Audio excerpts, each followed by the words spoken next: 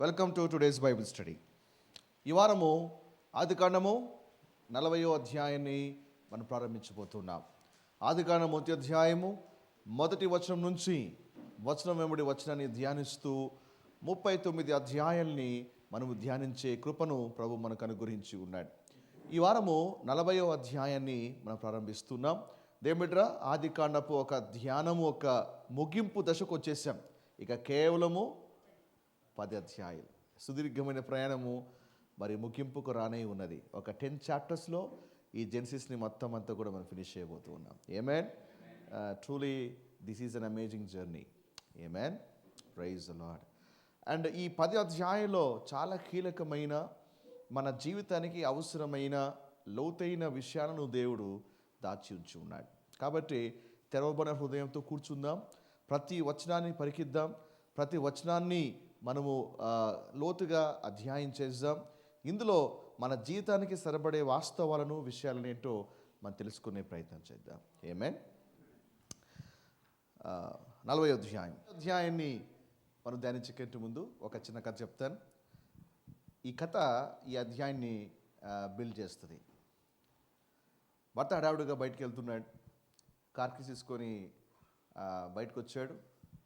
Car వద్దకు వచ్చేపాటికే car ఒక అద్దం మీద ఒక పేపర్ ఉంది. ఆ పేపర్ మీద ఇలా రాయబడి ఉంది, క్షమించండి, నాకు అత్యవసరమై నా కారులో బ్యాటరీ లేకపోవడం వల్ల, డ్రై కావడం వల్ల మీ కారు బ్యాటరీ తీసుకెళ్ళిపోయా, అర్జెంట్ హాస్పిటల్కి వెళ్ళాలి, చెప్పే సమయం లేదు, క్షమించండి, నా పని త్వరగా అయిపోగానే వచ్చి మళ్ళీ తిరిగి యథాస్థానంలో ఉంచుతాను అని అర్థం ఇచ్చేటువంటి ఒక మ్యాటర్ని ఆ వైట్ పేపర్లో రాసి ఎవరో తగిలించారు. ఆ వ్యక్తి దాన్ని బాగా చదివాడు. కాసేపు అయిన తర్వాత మరి ఆ వైట్ పేపర్ మళ్ళా ఉంది. ఆ వైట్ పేపర్ మీద మళ్ళా ఇంకొక మ్యాటర్ రాస్తుంది. చాలా థ్యాంక్స్ అండి, మరి మీ బ్యాటరీ తీసుకెళ్ళాను, వెళ్ళిన పని చక్కగా అయిపోయింది, మరి తిరిగి మీ బ్యాటరీ మీకే అమర్చాను, మరి మీకు చెప్పలేకపోతున్నందుకు నన్ను క్షమించండి, మరి ఇంత మేలు చేసినందుకే మీ కృతజ్ఞతగా ఇదిగో మీకు 2 టికెట్లు ఇస్తున్నాను, చాలా ఫేమస్ మూవీ పక్కన ఆడుతూ ఉంది థియేటర్లో, మీకు అది బాగా ఇష్టం అనుకుంటాను, చాలా సెలబ్రిటీస్ ఆ మూవీలో నటించారు, కాబట్టి మీరు ఏమనుకోకపోతే ఈ 2 టికెట్స్ని మీరు స్వీకరించండి అని అర్థం ఇచ్చేటువంటి ఒక స్టిక్కర్ ఆ స్క్రీన్ మీద అతికించారు.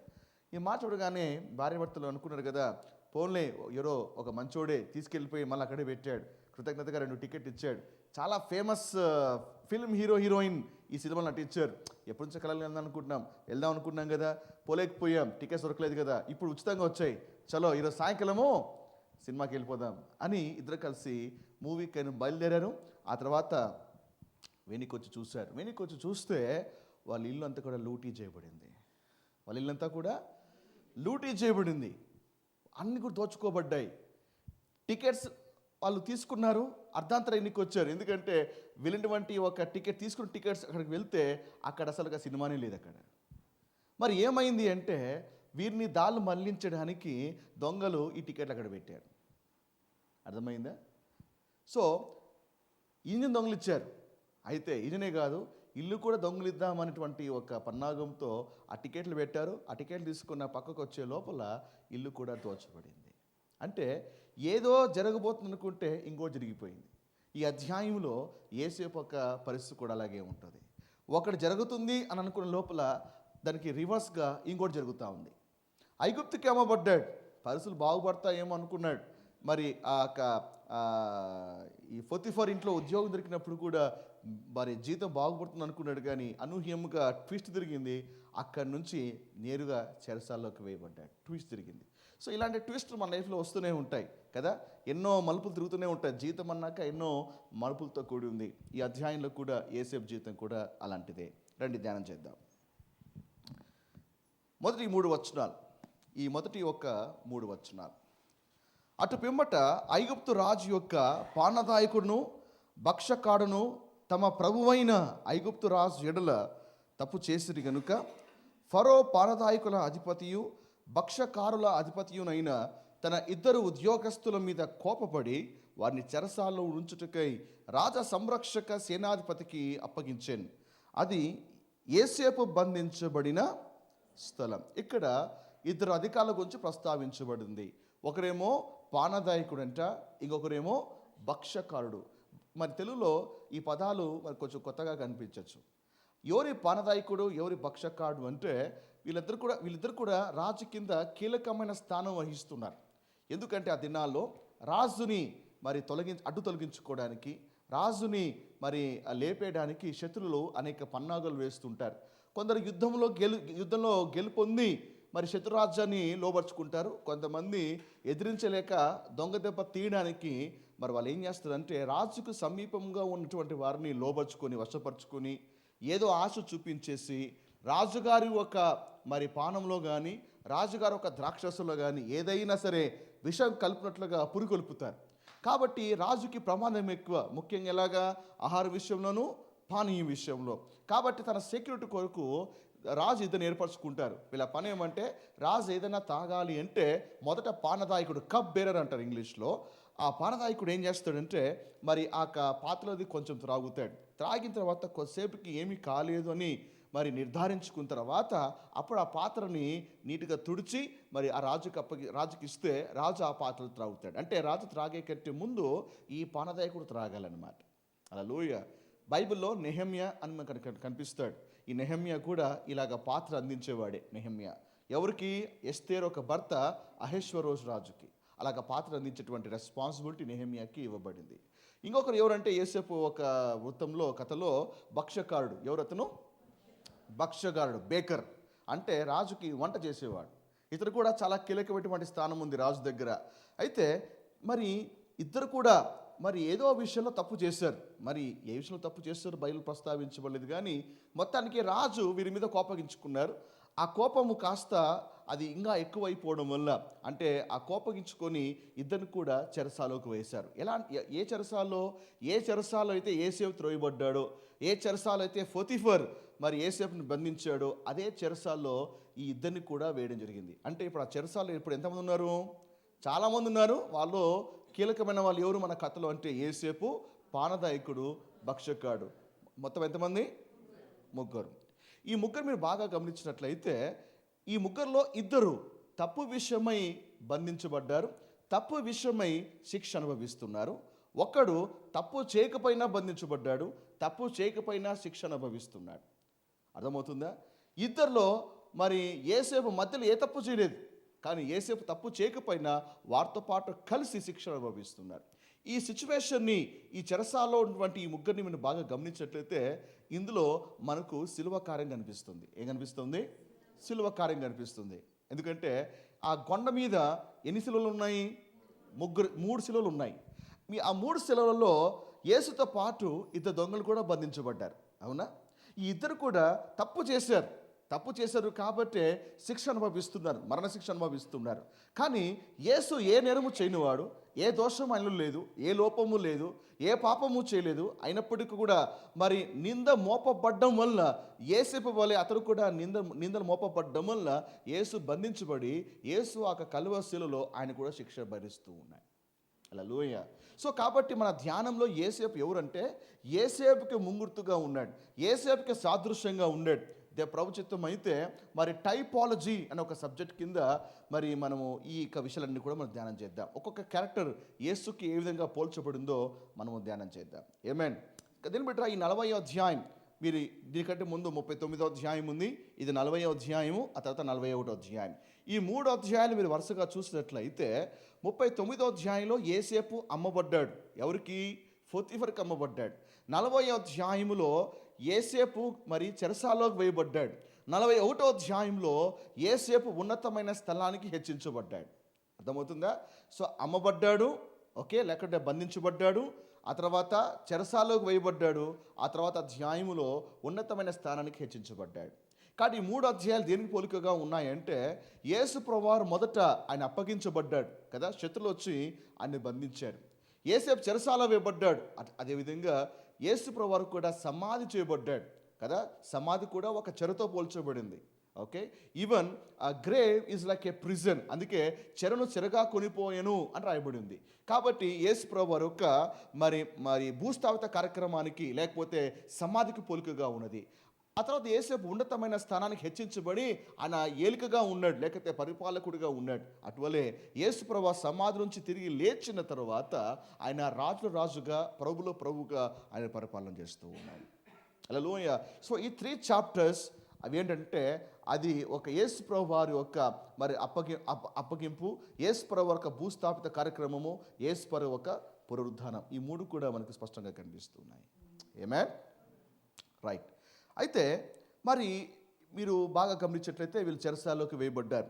వేయబడిన తర్వాత మీరు 20 నుంచి 22 వచనాలు చూసినట్లయితే, వీరు చేసినటువంటి నేర విషయమై రాజు దగ్గర విచారించబడ్డారు. అంటే అంతకుముందు అరెస్ట్ చేశారు కానీ విచారణ లేదు, అవునా? మొదటి వచనంలో వాళ్ళు జైలుకి వేయబడ్డారు కానీ విచారణ జరగలేదు. ఏది తప్పు, ఎవరిది తప్పు, అసలు ఏంటి కథా కమిషన్ ఏమీ కూడా నో ఎంక్వైరీ. అది రాజు కోపం వచ్చేసి చెరసాలలో పడ్డారు. అయితే 20 నుంచి 22 వచనాల్లో ఏమైంది? రాజు సమక్షంలో విచారణ జరిగింది. ఆ విచారణలో ఒక్కడు తప్పు చేయలేదని నిర్ధారించుకున్నారు. వెంటనే అతను పోగొట్టుకున్నటువంటి ఆ ఉద్యోగం అతనికి మరలా లభించింది. ఇంకొకడు తప్పు చేశాడు అని తెలిసింది.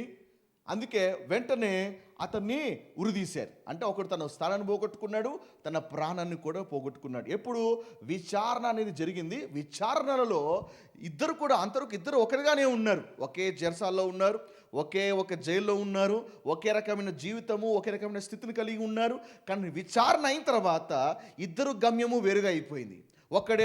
ఒకడి గమ్యమేమో ఉద్యోగంలోకి సాగింది, ఇంకొకటి గమ్యమేమో మరణంలోకి సాగింది. Now we have a lesson here. ఇక్కడ మనకు ఒక ఆత్మీయమైన పాఠం ఉంది. ఏం తెలుసా? ఈ భూప్రపంచంలో మరి క్రీస్తుని నమ్మిన వాళ్ళు ఉన్నారు, క్రీస్తుని నమ్మని వారు కూడా ఈ భూప్రపంచంలో చాలామంది ఉన్నారు. అయితే ఒక విషయం తెలుసుకోవాలి ఏమంటే, నమ్మిన వారు నమ్మని వారు ఇద్దరు కూడా ఒకే స్థితిలో ఒకే రకమైన జీవితము ఈ భూప్రపంచంలో జీవిస్తూ ఉండొచ్చు. ఇద్దరు కూడా ఒకటే అన్నట్టుగా అనిపించవచ్చు. కానీ వారి డెస్టినీ, వారి యొక్క అంతము, వారి యొక్క గమ్యము ఎప్పుడు నిర్ణయించబడుతుందంటే, ఒకరోజు మనమంతా కూడా ఆ రాజసన్నిలో నిలబడాలి. ఒకరోజు ఆ ప్రభు సన్నిలో నిలబడినప్పుడు దేవుడు విచారణ చేస్తాడు. దేవుడు విచారణ చేసి ఎవడు యోగ్యుడుగా ఉంటాడో అతనికి పదోన్నతి లభిస్తుంది, ఎవడు అయోగ్యుడుగా ఉంటాడో అతడు కటిక చీకట్లోకి త్రోసివేయబడతాడు. హల్లెలూయా. ఆ విచారణ రానంత వరకు పరిశుద్ధుడు పాపి ఒకే స్థితిలో ఉండొచ్చేమో. ఆ విచారణ జరగనంత వరకు, లేకపోతే ఆ ధవళ సింహాసన తీర్పు జరగనంత వరకు, యేసు రాకడ వచ్చేంత వరకు, ఆ న్యాయాధిపతి రాజు వచ్చేంత వరకు, తీర్పు తీర్చేంత వరకు ఇద్దరు కూడా ఒకే రీతిగా అనిపించవచ్చు. లేకపోతే అని అనుకోవచ్చు కదా, మీకంటే నేను చాలా బెటర్ అనుకోవచ్చు, లేదా పరిశుద్ధుడు అనుకోవచ్చు. మరి నేను ఇలాగే ఉన్నాను, నమ్ముకొని వాడు అలాగే ఉన్నాడు, ఏంటి తేడా అనుకోవచ్చేమో. కానీ హోల్డ్ ఆన్. అయితే ఇద్దరి గమ్యము, ఇద్దరి డెస్టినీ ఎప్పుడు రివీల్ అవుతుందంటే, రాజసన్లో నిలబడినప్పుడు అప్పుడు రివీల్ అవుతుంది. హల్లెలూయా. బైబిల్ చూసినట్లయితే దానియేలు గ్రంథము 12వ అధ్యాయం 1 నుంచి 2 వచనాలు. దానియేలు గ్రంథము 12వ అధ్యాయము 1 నుంచి 2 వచనాలు. ఆ కాలమందు నీ జనుల పక్షమున నిలుచున్నట్టి మా అధిపతియగు మిఖాయిలు వచ్చును. అప్పుడు నీ జనులు రాజ్యముగా కూడిన కాలము మొదలుకొని ఈ కాలం వరకు ఎన్నటికీ కలుగునంత ఆపద కలుగును. అయితే నీ జనులలో గ్రంథమునందు దాఖలైన వారెవరో వారు తప్పించుకొందురు, మరియు సమాధులలో నిద్రించు అనేకులు మేలుకొనిదరు. కొందరు నిత్య జీవపు అనుభవించుటకును, కొందరు నిందల పాలగుటకును, నిత్యముగా హేయులగుటకు మేలుకుంటారు. మేలుకున్న వాళ్ళు మేలుకున్న తర్వాత గమ్యాలు అయినాయి. మేలుకున్న కొందరు ఏంటంట, నిత్య జీవం అనుభవించడానికి వెళ్తారంట. ఇంకొంతమంది మేలుకున్నాక ఎక్కడికి వెళ్తారంట, నిత్యము నిందల పాలవడానికి, నిత్యము మరి హేయులగుటకు కొనిపోబడతారంట. అంటే వారు చనిపోయిన తర్వాత తమ గమ్యాలు మారిపోయినాయి. హల్లెలూయా. కాబట్టి మనం ఒకరితో ఒక జీవితం ఇంకో జీవితంతో పోల్చుకోకూడదు. ఈ భూప్రపంచంలో నమ్ముకున్నవాడు కూడా ఒకే రీతిగా ఉన్నట్టుగా కనిపిస్తుంది. కానీ అసలు డెస్టినీ ఎప్పుడు అంటే, రాజ సన్నిలో నిలబడినప్పుడు, రాజు తీర్పు తీర్చాక అర్థమవుతుంది వాడి మార్గం వేరు, మన మార్గం వేరు. ఆమేన్. తాత్కాలికంగా ఇప్పటికీ అన్యుడు అతిశయించవచ్చు, నమ్ముకున్నోడు మన మీద గర్వించవచ్చు. నీ యేసు నమ్ముకున్నావు కదా, ఎందుకు నువ్వు ఇలాగే ఉన్నావు? యేసు నమ్ముకున్నావు కదా, ఏటి నీ స్థితి ఇలాగే ఉంది? యేసు నమ్ముకొని నేనే బెటర్ నీకంటే అని వాడు అతిశయించవచ్చు. కానీ వాడికి నువ్వు చెప్పగలగాలి, ఇప్పటివరకు బాగానే ఉంటుంది, తీర్పు తీర్చినప్పుడు నీ గమ్యం వేరు, నా గమ్యం వేరు. ఆమేన్, హల్లెలూయా, ప్రైజ్ ది లార్డ్. 4వ వచనం. ఆ సేనాధిపతి వారిని యేసేపు వశము చేయగా, 40 అధ్యాయానికి వస్తున్నాం.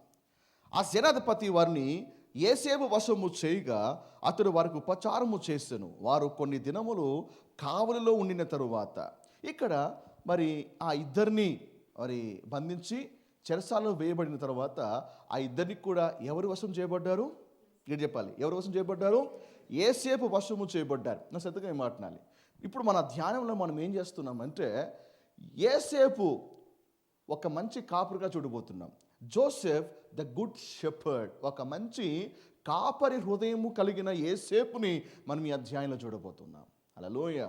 కాబట్టి ఒక కాపరిలో ఉన్నటువంటి ఏ గుణాలు, ఒక కాపరిలో ఎలాంటి గుణాలు ఉండాలో యేసేపుని బట్టి మనం తెలుసుకోబోతున్నాం. ఆమేన్, రైట్. యేసేపు వశము చేయగా అన్న మాట మీరు గమనించగలగాలి. ఏమండి, యేసేపు ఆ ఇద్దరిని కూడా మరి పొతిఫర్, ఓకే, రాజ సంరక్షణ సేనాధిపతి, ఆ ఇద్దరిని కూడా మరి ఎవరికి అప్పగిస్తున్నారు అంటే యేసేపుకి అప్పగిస్తున్నారు. ఏమంటే ఇక్కడ ఒక మాటకి మీరు గమనించాలి. ఈ మాట నాకు ఆశ్చర్యం వేసింది. వాస్తవానికి యేసేపు మీద పొతిఫర్కి కోపం ఉండాలి, అవునా? అండ్ పొతిఫరు యేసేపుతో మాట్లాడకూడదు, యేసేపుకి ఏ పని చెప్పకూడదు. కానీ ఈ ఇద్దరిని కూడా ఎవరికి అప్పగిస్తున్నాడు?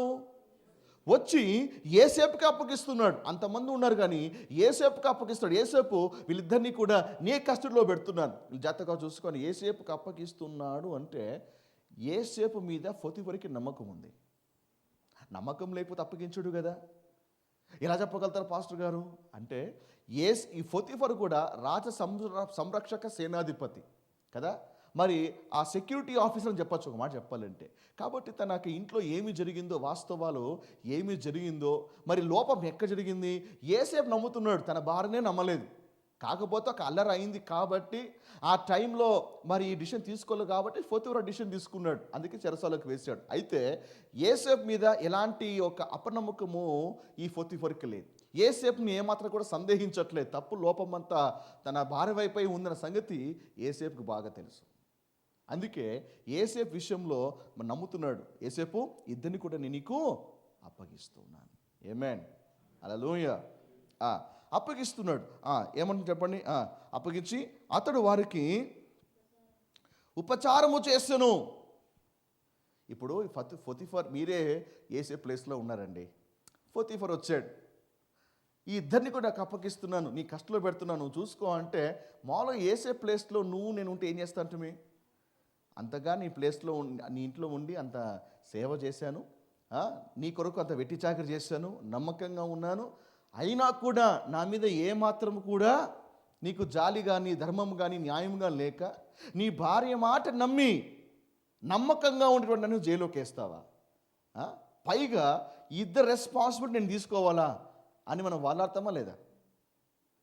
శిక్ష అనుభవిస్తూ ఉన్నా యజమాని మీద సంపూర్ణమైన విధేయత కనపరిచిన యేసేపు, నిందల పాలైన, ఎవరి చేత నిందించబడుతున్నాడో, ఎవరి చేత అన్యాయంగా శిక్ష అనుభవిస్తున్నాడు, ఎవడు తీర్పు కిందైతే ఉన్నాడో తెలుసు, అన్యాయముగా తీర్పు తీర్చబడ్డాని తెలిసినప్పటికీ కూడా ఆ యజమాని పట్ల పూర్తి విధేయత చూపిస్తున్నాడు. న్యాయం కోసం కొట్టడట్లేదు. నాకు అన్యాయం చేస్తావు, నువ్వు నాకు మోసం చేస్తావు, నువ్వు అన్యాయస్తుడవని, లేకపోతే నీవు కఠిన హృదయుడువని, నువ్వు పక్షపాతివని ఎక్కడా కూడా యేసేపు నోరు జారట్లేదు. కష్టమైన నష్టమైన యజమానుడికి సంపూర్ణమైన విధేయత చూపిస్తున్నాడు. అంతేనా? అప్పటికి ఎస్ అని చెప్పిండొచ్చు, సరేసారి చూసుకుంటలేండి అని ఆయన పంపించేసిండొచ్చు. కానీ యేసేపు గుణం చూడండి, వెళ్ళిపోయిన తర్వాత ఎవరైతే తనకు అప్పగించబడ్డారో వారికి పరిచారము చేస్తున్నాడు. ఆ అవసరం లేదు కదా యేసేపుకి. దీన్ని బట్టి ఇక్కడ మనకు పాఠం అర్థం కావాలి. ఏంటంటే, మన పై అధికారులకి, మన మీద ఎవరికైతే అధికారం ఉందో వారు మేలు చేస్తున్నప్పుడే కాదు వాళ్ళు లోబడాల్సింది, ఒకసారి తప్పైన విషయంలో నిందించబడినప్పుడు కూడా అదే భక్తి, అదే విధేయతను కనపరచగలగాలి. అది ట్రూ సర్వెంట్షిప్. నిజమైన శిష్యునికి గుణం అది. వాళ్ళు మేలు చేస్తున్నప్పుడు, వాళ్ళు ఏదో ఇంక్రిమెంట్స్ ఇచ్చినప్పుడు, బోనస్లు ఇచ్చినప్పుడు, వాళ్ళు ఏదో మంచిగా మాట్లాడినప్పుడు, మంచిగా పొగిడినప్పుడు, లేకపోతే అందరిలో నేను ఎత్తేసినప్పుడు, నీకు ఒక ప్రత్యేకమైన స్థానం ఇచ్చినప్పుడు మాత్రమే కాదు అభిమానించాల్సింది. సమ్ టైమ్స్ కొన్ని కారణాలు బట్టి, ఒకవేళ నీవు ఆ అన్యాయపు తీర్పుకు గురైనా, ఒకవేళ నీవు మరి ఎలాంటి ఎవిడెన్సెస్ లేకుండా నీవు అవమానించబడ్డా, లేకపోతే తగ్గించబడినట్టుగా నీకు అనిపించినా కూడా స్టిల్ అదే విధేయత, ఏసేపు కనపరిచిన అదే విధేయత మన యజమానుల పట్ల కనపరచగలుగుతామా? లోకస్తులు మంచిగా ఉంటూ పొగుడతారు, మంచిగా లేకపోతే తిట్టి పడేస్తారు. కానీ క్రైస్తవ గుణం అలా కాదు. మనల్ని దేవుడు ఏ నాయకత్వం కింద పెట్టాడో ఆ నాయకత్వం కింద మనం సంపూర్ణమైన విధులుగా ఉండాలి. వాళ్ళు మంచి చేసినా, చెడు చేసినా, కీడు చేసినా, లేకపోతే మేలు చేసినా, ఏమి చేసినప్పటికీ కూడా ఆ యజమానునికి విధేయత చూపడము చాలా కీలకమైనది. ఆమేన్. ఈ స్టేట్మెంట్ చదివిన తర్వాత, ఈ మాట చదివిన తర్వాత నిజంగా నేను సవాలు చేయబడ్డాను. ఇలాంటి నేచర్ని మనం డెవలప్ చేసుకోగలగాలి. యేసేపు వంటి ఈ గుణాన్ని మనము అలవర్చుకోగలగాలి. ఆమేన్. ఏమన్నాడు? ఆ మాట చెప్పిన తర్వాత, అతడు వారికి ఉపచారము చేసెను. చెప్పండి, ఏం చేస్తున్నాడు? ఉపచారము చేసెను. పెత్తనం ఇవ్వబడిన పరిచారము చేస్తున్న యేసేపు. వాళ్ళ మీద పెత్తనము చేయొచ్చు, వాళ్ళ మీద ఆధిపత్యము చలాయించవచ్చు. కానీ యేసేపుకి పెత్తనం ఉన్నా పెత్తనము చలాయించట్లేదు, పరిచారము చేస్తున్నాడు. అంటే యేసేపులో ఉన్నటువంటి గుణం ఎట్టిదో ఒకసారి మీరు ఆలోచించండి. యేసేపుటువంటి ఒక స్వభావం ఎట్టిదో ఆలోచించండి. సేవకులముగా, లేదా ఆత్మీయ తండ్రులుగా, లేదా మీరు కూడా కొందరు ఆత్మలు రక్షించిన తర్వాత మీరు కూడా ఆత్మీయ తండ్రులే, మీరు కూడా వారికి. అయితే వారి పట్ల కూడా ఇదే గుణాన్ని మనం కలిగి ఉండగలగాలి. We are called to serve, not to be served. 1 పేతురు 5వ అధ్యాయము 1 నుంచి 4 వచనాలు చూసినట్లయితే అక్కడ రాయబడింది కదా, ఏమని? మీకు అప్పగింపబడిన వారి పైన ప్రభులై ఉన్నట్లు ఉండక. ఎవరినైతే దేవుడు మీకు అప్పగించాడో వారి మీద మీరు ప్రభులై ఉన్నట్లుగా ప్రవర్తించద్దండి. మీరు యజమానులు అన్నట్టుగా ప్రవర్తించకండి. మందకు మాదిరిగా ఉండండి. Be an example to the flock. మీ వెనకల వచ్చిన వాళ్ళు మేము ఎగ్జాంపుల్గా తీసుకోవాలి. ఈ సువాత ప్రకటించిన తర్వాత, సువాత ద్వారా మీరు వాళ్ళు కని ఉన్నారు. సువాత ద్వారా కనిన తర్వాత మీ ప్రవర్తన, మీ స్థితిగతులు, మీ యొక్క మాటలు, మీ చూపులు, మీవన్నీ కూడా ఎలా ఉండాలి? మీ వెనకల వచ్చిన వాళ్ళకి రోల్ మోడల్స్గా ఉండాలి. నువ్వు మొదటివాడిగా ఉండాలనుకుంటే నువ్వు మొదట పరిచారకుడుగా ఉండాలి. ఇంకో మాట చెప్పునా, మంచి పరిచారకుడే మంచి పాలకుడుగా ఉండగలుగుతాడు. నేను రిపీట్ చేస్తున్నా, మంచి పరిచారకుడే మంచి పాలకుడుగా ఉండగలుగుతాడు. యేసేపు పరిచారము చేశాడు, అందుకే దేవుడు అతన్ని పాలకుడుగా చేశాడు. అంటే పాలకుడుగా ఉండాలి అంటే మొదట పరిచారము చేయడం నేర్చుకోగలగాలి. పెత్తనం ఉంది కదా అని చెప్పేసి పెత్తనాలు చేయకూడదు. ఆధిపత్యం ఉంది కదా, అధికారం ఉంది కదా అని అధికార దుర్వినియోగం చేయకూడదు. వాళ్ళ మీద అజమాయిషి చేయకూడదు. పరిచారము చేసేటువంటి గుణము కలిగి ఉండాలి. వారు చిన్నవాళ్ళైనా, మనకంటే తక్కువ వాళ్ళైనా, మనకంటే అల్పులైనా అయినప్పటికీ కూడా మనం వాళ్ళకి పరిచారం చేసే హృదయమే ఉండాలి, కానీ పరిచారము చేయించుకునే స్వభావం ఉండకూడదు. పరిచారం చేయించుకునేవాడు ఎన్నటికీ పాలకుడుగా ఉండలేడు. ఆమేన్. హల్లెలూయా. జైల్లో పడినా కూడా యజమాని మాట జవదాటక విధేయుడై ఉండి, మరి యజమానుడు చెప్పాడా పరిచారం చేయమని? పొతిఫర్ చెప్పాడా? అప్పగించాడంతే, చూసుకున్నాడు, కానీ పరిచారం చేయమని చెప్పలేదే. కానీ యేసేపు ఇంకొక అడుగు ముందుకేస్తున్నాడు. చూసుకోవడమే కాదు, పరిచారం కూడా చేస్తున్నాడు. యేసుప్రభు వారి బోధ యేసేపులో ఉంది. ప్రభు ఏం చెప్పాడు? ఒకడు ఒక అంగి ఇమ్మంటే ఉన్నది కూడా ఇచ్చేసేయి, ఒకడు 1 మైలు రమ్మంటే 2 మైళ్ళు వెళ్ళు. యేసు చెప్పిన బోధ అది యేసులో నెరవేర్చబడలేదా? చూసుకున్నాడు, కానీ చూసుకోవడం మాత్రమే కాదు, వాళ్ళకి సేవలు కూడా చేస్తూ ఉన్నాడు. చెప్పలేదు పొతిఫర్, కానీ చేస్తున్నాడు. అది దేవుని బిడ్డల్లో ఉన్నటువంటి లక్షణం. అది ఏమండి, చెప్పాల్సిన అవసరం లేదు. మనము చెప్పకపోయినా అడిగిన దానికంటే ఎక్కువ చేయడం వల్ల క్రీస్తు ఒక స్వభావాన్ని మనం బయలుపరుస్తున్నాం. ఆమేన్. హల్లెలూయా. మీ ఆఫీసులో అమ్మ ఒక అర్ధగంట ఉండి ఆ తర్వాత నువ్వు ఈ పని చేసి వెళ్ళు అని చెప్పాడు అనుకోండి, ఏం చేయాలి? సార్ అర్ధగంట కాదు, 1 గంట అయినా సరే చేసి వెళ్ళిపోతా అని చెప్పండి. మీ యొక్క స్వభావము, అంటే క్రీస్తు స్వభావం మీలో అన్ని చూడగలగాలి. ఓకే, ఈ టాస్క్ నువ్వు చేయగలుగుతావా? సార్ దీనికంటే కొంచెం ఎక్కువ చేసినా మీకు అబ్జెక్షన్ లేదు కదా. ఈ రీతిగా మనము మన క్రైస్ట్ లైక్ నేచర్ని మనం చూపించగలిగితే దేవునికి ఎంత మహిమ వస్తుంది. ఆమేన్, హల్లెలూయా, ప్రైజ్ ది లార్డ్. 5వ వచనం 7వ వచనం. వారిద్దరూ అనగా చెరసాల్లో బంధింపబడిన ఐగుప్తు రాజు యొక్క పానదాయకుడును భక్ష్యకాడును ఒకటే రాత్రి యందు కళ్ళు కనిరి, ఒక్కొక్కడు వేరువేరు భావములు గల కల కనెను. తెల్లవారినప్పుడు యేసేపు వారి యొద్దకు వచ్చి వారిని చూడగా వారు చింతాక్రాంతులై ఉండిరి. అతడు ఎందుచేత నేడు మీ ముఖములు చిన్నబోయి ఉన్నవని తన యజమానుని ఇంట తనతో కావలి అందున్న ఫరో ఉద్యోగస్తులను అడిగెను. అంటే రాత్రి ఇద్దరు కూడా కలగన్నారు. ఎవరు? పానదాయకుడు, భక్ష్యకాడు కలగన్నారు. ఆ కళ, ఈ ఐగుప్తులు మామూలుగా కళ వస్తే అది భవిష్యత్తును సూచిస్తున్న సంగతి ప్రతి ఒక్కరికి తెలుసు, కానీ కళాభావం ఏంటి తెలియదు అంతే. కానీ వాళ్ళకి అర్థమైపోయింది ఇదేదో మా ఫ్యూచర్కి సంబంధించిన కళే ఉంది. అందుకే పొద్దున్న లేగానే ఇద్దరు కూడా దుఃఖముఖం వేసుకుని కూర్చున్నారు, బాధగా కూర్చున్నారు. యేసేవను చూశారు. యేసేవను చూసి ఏంటి దుఃఖంగా ఉన్నారేంటి అని అడుగుతున్నాడు. ఒకసారి ఆలోచించండి, దుఃఖంగా ఉన్నారేంటి అని అడుగుతున్నాడు అంటే యేసేపు దుఃఖం లేదా? అన్యాయంగా అమ్మబడ్డాడు, బానిసగా గొయ్యిలోకి వేయబడ్డాడు, ఐగుప్తుకి స్లేవ్గా అమ్మబడ్డాడు, అన్యాయంగా చెరసాలకు వేయబడ్డాడు, కుటుంబాన్ని దూరం చేసుకున్నాడు, తండ్రి లేడు, సోదరులు లేరు, ఎవరు లేరు, తనకంటూ ఎవరు లేరు, అనాథగా ఒంటరిగా దేశం కాని దేశంలో చెరసాల్లో దుర్భరమైన జీవితం జీవిస్తున్నాడు. ఒకసారి యేసేపు ఒక హృదయాన్ని, జీవితాన్ని ఒకసారి తొంగి చూస్తే అడుగున యేసేపు జీవితాలన్నీ దుఃఖాలే. కానీ యేసేపు అందరా కూర్చొని ఏడవలే.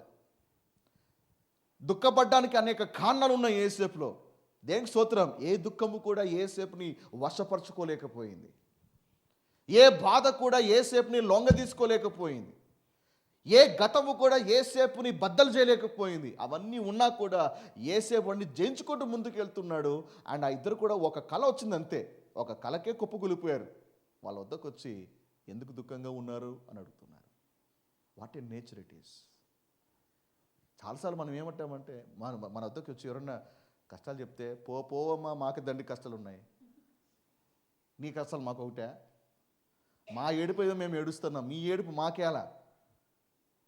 అంటే పక్క వ్యక్తి యొక్క బాధలు, పక్క వ్యక్తి యొక్క కష్టాలు వాళ్ళని పరామర్శించేంత ఒక పరిస్థితి కూడా మనకు లేదు. ఎందుకంటే ఎప్పుడు 24 గంటలు మన కష్టాలు, మన బాధలు, మన కన్నీళ్ళు ఇవే ఎక్కువైపోయినాయి. కనీసం పక్కవారి కష్టాలు ఏంటి, వాళ్ళు ఏ బాధలో ఉన్నారు, వాళ్ళు ఏం చేస్తున్నారు, వాళ్ళు కూడా బయట పడలేక వాళ్ళు కూడా ఇబ్బంది పడుతున్నారేమో, పక్కన వాళ్ళు పరామర్శిస్తున్నామా?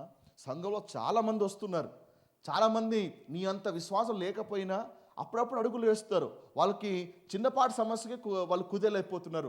అలాంటి వాళ్ళ వద్దకు వెళ్ళి పరామర్శిస్తూ ఏం పర్లేదు, ధైర్యంగా ఉండండి, నేను నీకోసం ప్రార్థన చేస్తామని చెప్పగలుగుతామా? వాళ్ళని ధైర్యపరచడానికి నీ కష్టాలన్నీ పోవాల్సిన అవసరం లేదే. వాళ్ళని నిలబెట్టడానికి నీకున్న నష్టాలన్నీ కూడా తొలగిపోవాలి అన్న అవసరం లేదే. నీ బాధల్లో, నీకున్న ప్రాబ్లమ్స్లో, నీకున్న ఇబ్బందుల్లో కూడా అవన్నీ ఓవర్కమ్ అయ్యి ఎవరితో ఓవర్కమ్ కాలేకపోతున్నారో, కుప్పకూలిపోతారో అలాంటి వాళ్ళ వద్దకు వెళ్ళి నువ్వు ధైర్యంగా 2 మాటలు చెప్పచ్చు. నీవు యేసేపుకున్నటువంటి నేచర్ని అలవర్చుకోవాలి. సేవకులుగా మాకు కూడా ఎన్నో బాధలు ఉంటాయి, మాకు ఎన్నో కష్టాలు ఉంటాయి. మీ ఇంట్లో ఇద్దరికీ అన్ని కష్టాలు ఉంటాయి. మా ఇంట్లో ప్లస్ మా సంఘంలో ఎన్ని కష్టాలు ఉంటాయి చెప్పండి. ఇంట్లో అంటే మా పిల్లలు అల్లరి, ఏడు చూస్తే దేవుని బిడ్డలు అల్లరి, చెప్తా మాటకి కదా. ఒకరు ఒక రకమైన మెంటాలిటీ, ఒకరు ఒక రకమైన మనస్తత్వం కదా. ఇంతమందిని మేము చూసుకుండాలి. మేము కూడా ఒక సేవకులుగా మీ చిన్న కుటుంబానికే ఇంత కుదులైపోతే మాది దేవుని యొక్క రాజ్యం, దేవుని ఇల్లు చాలా పెద్దది కదా. అండ్ ఈ పరిచయంలో కూడా ఎన్నో ఇబ్బందులు కూడా వెళ్తున్నప్పటికీ కూడా ఎవరైనా వచ్చి కళ్ళ నీళ్ళు పెట్టుకొని ప్రార్థన చేయండి అని అడిగితే, సరే మా ప్రార్థన చేస్తాం, మనం మా కష్టాలు ఏం గానో చెప్తే ఏమైపోతుంది? బాధని గుండెల్లో దిగమింగుకొని, గొంతు దిగమింగుకొని, మా ప్రాబ్లమ్స్ ఏమైనా, మన కష్టాలు ఏమైనా అప్పటివరకు మేము దుఃఖంలో ఉంటాం. ఎవరో వచ్చింటారు, సార్ ప్రార్థన చేయండి అంటే ఆ దుఃఖం అంతా దిగమింగుకొని, ఆ బాధ అంతా కూడా అలాగే దాచిపెట్టుకొని, ఏమీ లేనట్టుగా చెప్పండి అమ్మా మీ సమస్య ఏంటి? సార్ ఇలా ఉంది సార్ మా సమస్య, ప్రార్థన చేయండి. అవునా, ప్రార్థన చేస్తాం. లేకపోతే బ్రదర్ ప్రార్థన చేయండి. లేకపోతే చాలా సీరియస్ ప్రాబ్లం ఉంటుంది, అప్పుడే ఫోన్ వస్తుంది, సార్ ప్రార్థన చేయండి. వాళ్ళకి ఏమైనా తెలీదు, మేము వెళ్ళేటువంటి ఒక పరిస్థితి ఏం కూడా తెలియదు. వాళ్ళకి ఏం కావాలి? ప్రార్థన కావాలి. ఎస్, ప్రార్థన చేస్తాం. వై? సేవకులు అనగా వాళ్ళవన్నీ జయిస్తూ మాకు లేవా అంటే మాకు దండిగా ఉన్నాయి అనుకోకండి. ఈ సేవకులకి ఏమి ఉండవేమో అనుకోబాకండి, వాళ్ళకి ఉంటాయి. అయితే యేసేపు వాళ్ళు అవన్నీ కూడా జయిస్తూ ముందుకెళ్తున్నాం. హల్లెలూయా. గుర్తుంచుకోండి, యేసేపు కూడా చెరసాలనే ఉన్నాడు ఇంకా. కాబట్టి ఆనందించగల కారణం యేసేపులో ఏమీ లేదు. యేసేపులో చెప్పాలంటే ఏ మేలు కూడా యేసేపుగా చూడలేదు ఇంకా. అయినా కూడా యేసేపు ఆ పక్కన అడుగుతున్నాడు, ఎందుకు మీ దుఃఖముక్కలై ఉన్నారు? కన్సర్న్డ్ అబౌట్ అదర్స్, పక్కన వారి పట్ల శ్రద్ధ. దేవుళ్ళరా, మన భక్తిలో మన గురించే కాదు, మన పక్కన వాళ్ళ పట్ల కూడా శ్రద్ధ చూపించాలి. వాళ్ళకి ఏదో సాయం చేయాలనే ఉద్దేశంగా 2 మాటలు చాలు, 2 ఓదార్పు మాటలు. మీకోసం నేను ఉన్నాను, మీ అబ్బాయి ఉన్నాడు, మీ అబ్బాయి కోసం ప్రార్థన చేస్తూ ఉన్నాను. మీ భార్యకి హెల్త్ బాగాలేదంటే కదా, మీ భార్య కోసం నేను ప్రార్థన చేస్తూ ఉన్నా అని. వ్యాపారం ఏమైంది? చాలు, 2 మాటలు చాలు వాళ్ళు ఓదార్చబడ్డానికి. యేసేపు కూడా ఏం చేశాడు? వాళ్ళకి ₹1,00,000 బాండ్ రాయిచ్చాడా? ₹1,00,00,000 ఏమన్నా అప్పిచ్చాడా? 2 ఇల్లు ఏమన్నా రాసిచ్చాడా? ఏమిలే. వాళ్ళకున్నటువంటి కళ ఏంటో తెలుసుకున్నాడు, ఆ కళ ఒక భావం చెప్పాడు, అంతే. తన మాటల ద్వారా వాళ్ళని ఓదార్చాడు, అయిపోయింది. కాబట్టి నోటు సహాయం కంటే మాట సహాయము చాలా గొప్పది. 2 మాటలు మాట్లాడండి. సంఘంలో ఒకసారి చూడండి, చాలామంది ఉన్నారు, వాళ్ళకి కావాల్సింది ఏమంటే మీ ఇల్లు, మీ ఆస్తో, మీ డబ్బులో, మీ ఐశ్వర్యము కాదు. వాళ్ళకి కావాల్సింది ఏమంటే మేము మీతో ఉన్నాం, మీకోసం ప్రార్థన చేస్తున్నాం. చర్చలో అనౌన్స్మెంట్ చేస్తుంటా, పలానా వాళ్ళకి బాగాలేదని, ఇమీడియట్గా వెళ్ళి మీకోసం ప్రార్థన చేస్తున్నాం. లేదా ఎవరి ద్వారా నువ్వు తెలుసుకొని ఉంటావు, నీకు బాధలే ఉంటుంది. ఎవరైనా అప్పులో ఇబ్బంది పడతా తెలుసుకున్న తర్వాత నీకు అప్పులు ఉన్నాయి, కానీ అయినప్పుడు కూడా వాళ్ళ వద్దకు వెళ్ళి నీకోసం నేను ప్రార్థన చేస్తున్నాను. తప్పకుండా నీ మీ యొక్క అమ్మాయి ఫీజు నువ్వు కడతావు, తప్పకుండా మీ అబ్బాయికి మంచి ఉద్యోగం వస్తుంది, తప్పకుండా మరి ఈ సమస్య వచ్చి నువ్వు బయటపడతావు. 2 మాటలు చాలు. అది ఎదుటి వ్యక్తిని ఎంతగానో బలపరిచేదిగా ఉంది. ఆమేన్. హల్లెలూయా, హల్లెలూయా, ప్రైజ్ ది లార్డ్. 8వ వచనం. అందుకు వాళ్ళు ఏమన్నారు? అందుకు వారు, మేము కలలు కంటిమి, వాటి భావము చెప్పగలవారు ఎవరునూ లేరని అతనితో అనగా, యేసేపు వారిని చూచి, భావములు చెప్పుట దేవుని ఆధీనమే కదా, మీరు దయచేసి ఆ కలలు నాకు వివరించి చెప్పుడు నేను. కాబట్టి వాళ్ళు కన్న కళ గురించి యేసేపు చెప్తారు, అయ్యా మేము కళ కన్నాం, కానీ దాని భావం చెప్పేవారు ఎవరు కూడా లేరు. అలాగని యేసేపు నోట వచ్చే మాట చూడండి, ఏమని? భావములు చెప్పుట దేవుని ఆధీనమే కదా. ఎవరి గురించి మాట్లాడుతున్నాడు యేసేపు? ఇక్కడ చెప్పండి, ఎవరి గురించి మాట్లాడుతున్నాడు? ఆ టైంలో ఎవరైనా ఉంటే ఏం డైలాగ్ కొడతా తెలుసా? ఎక్కడండి దేవుడు? ఎవరున్నాడు దేవుడు? కళ ఇచ్చినోడు కనుమరుగైపోయినాడు. ఎప్పుడు కళ మొదలైందో అక్కడి నుంచి నా కష్టాలు మొదలైనాయి. కళ నాన్నందరికి బాగానే ఉంటుంది, ఆ కళ వచ్చింది, చెప్పాను, మా సోదరులు ద్వేషించారు. మా నాన్నకి చెప్పాను, మా నాన్న కూడా నన్ను తిట్టేశాడు. ఆ కళ వల్లే నేను అమ్మబడ్డా, ఆ కళ వల్లే గోయిలో పడ్డా, ఆ కళ వల్లే చెరసాల్లోకి అన్యాయంగా నా మీద నిందలు మోపబడ్డాయి. ఈరోజు ఈ చెరసాల్లో ఉన్నానంటే ఇదిగో ఒక కళ వల్లే. నిజంగా దేవుడు ఉంటే నా జీవితంలో ఎందుకు ఇలా జరుగుతాయి అని అంటా లేదు? చెప్పండి. పగలగొట్టబడ్డాడు, విరవబడ్డాడు, నలగొట్టబడ్డాడు, వంచివేయబడ్డాడు, ఎవరిని పిండివేయబడ్డాడు. అయినా కూడా యేసేపు నోట ఒక మాట వస్తూ ఉంది, అది దేవుని ఆధీనమే కదా. మళ్ళీ పిండితే అండి, అప్పుడు మళ్ళీ అసలు భక్తి బయటకు వస్తుంది. మళ్ళీ పిండాలా, అప్పుడు నిజమైన భక్త, ఫేక్ భక్త బయటకు వస్తుంది. నిమ్మకాయ పిండితే ఏమొస్తుంది? లోపల నిమ్మరసమే వస్తుంది కదా. ఆరెంజ్ పిండితే ఆరెంజ్ జ్యూస్ వస్తుంది. నువ్వు స్క్వీజ్ చేసి పెడితే నీలోన అసలు కంటెంట్ బయటకు వస్తుంది. అర్థమవుతుందా? హోలీ హోలీ హోలీ అని పడతా పాట, నేను స్క్వీజ్ చేసి తెలుస్తుంది. అప్పుడు చెప్తాం, దేవా నువ్వు ఉన్నావా? ఉంటే ఎక్కడ ఉన్నావయ్యా? ఉంటే నేను ఎందుకు మాట్లాడవు? ఉంటే ఎందుకు నాకు స్పందించవు? ఉంటే నాకు ఈ కష్టాలు ఎందుకు వస్తాయి? ఇలాంటి ప్రశ్నలు బయటికి వెళ్తాయి. కానీ యేసేపు చూడండి, ఎక్కడా కూడా దేవుని మీద ఫిర్యాదు చేసినట్టు కానీ, దేవుడు లేడు అన్నట్టుగా చెప్పలేదు. కానీ ఆ పరిస్థితుల మధ్యలో కూడా ఆ భావము, కలల భావం చెప్పుట దేవుని ఆధీనమే కదా అని దేవుణ్ణే హెచ్చిస్తూ ఉన్నాడు. వావ్, ఎంత గొప్ప నైజం అండి అది. తనకంటూ చిల్లి గవ్వలేదు, ఐశ్వర్యవంతుడిగా బతికున్నాడు, వైట్ కాలర్ పర్సన్, తండ్రి ఒక అద్భుతమైన వస్త్రం వేస్తే ఆ వస్త్రధారణే డిఫరెంట్. అలాంటి రాజరికపు బతుకున్నోడు ఈరోజు ఐగుప్తులో చిల్లి గవ్వ లేకుండా, చిల్లి గవ్వ పక్కన పెట్టండి, కనీసము స్వతంత్రము లేదు, స్వేచ్ఛ లేదు. హిస్లేవ్, ఒక బానిస అండి, తనకంటూ స్వేచ్ఛ లేదు. అలాంటి బతుకుతున్నా కూడా దేవుని గురించి మాట్లాడుతున్నాడు. నిజమైన భక్తి అంటే అదండి. అన్నీ పొందుకున్నాక దేవుడు గొప్పోడు చెప్పడం కాదండి. ఇన్ కేస్ ఏమైనా పరిస్థితులు అనుకోని విధంగా సాగినప్పుడు, అనుకోని మలుపులు తిరిగినప్పుడు కూడా దేవుని గురించి మాట్లాడుతున్నాం చూసారా, అది నిజమైనటువంటి భక్తి. ఎందుకు నీకు టెస్ట్ వస్తుంది తెలుసా? నేను పిండితే నీలో ఏముందో నీకు తెలియాలి. ఎందుకు పరీక్షలు వస్తాయి తెలుసా? నేను పిండితే నీలో భక్తి ఏదో నీకు తెలియాలి. లేకపోతే మనమంతా భక్తులం అనుకుంటుంటాం. ఒకసారి ఈ పరీక్ష వచ్చినప్పుడే, ఇలాంటి స్క్వీజింగ్ జరిగినప్పుడే నీ ఆత్మీయత, నీ దేవునితో నీకున్న అనుబంధం ఎలాంటిదో అప్పుడు బయటపడుతుంది. నువ్వు ఆ టైంలో నువ్వు మాట్లాడే మాటలు, నీ రియాక్షన్ బట్టి చెప్పొచ్చు దేవునిలో నువ్వు ఏమాత్రం ఉన్నావో నీకు అర్థమవుతుంది. Thank God for squeezing. ఇలాంటి స్క్వీజింగ్ ఎక్స్పీరియన్స్ బట్టి దేవునికి స్తోత్రం. రావాలి, ఇవన్నీ రావాలి. వద్దంటారా? వద్దా? అందరికీ ప్రాస్పెరిటీ కావాలి. నాకు ప్రాస్పెరిటీ కావాలి. 2 ఇళ్ళు కావాలి. ఎంతమందికి అంటే నాకు 2 ఇళ్ళు కావాలి. ఉద్యోగాలు, నాకు ఉద్యోగాలు కావాలి. స్క్వీజింగ్ ఎంతమందికి కావాలంటే నాకు వద్దు పాస్టర్ గారు. ఎందుకండి స్క్వీజింగ్? We need it. ఎందుకంటే మన భక్తి బయటపడుతుంది. హల్లెలూయా. ఏమంటున్నాడు? యేసే వారిని చూచి భావములు చెప్పుట దేవుని ఆధీనమే కదా. వాళ్ళు కలకన్నారు, కలభావం కావాలి. యేసేపు ఏం చెప్పాలి?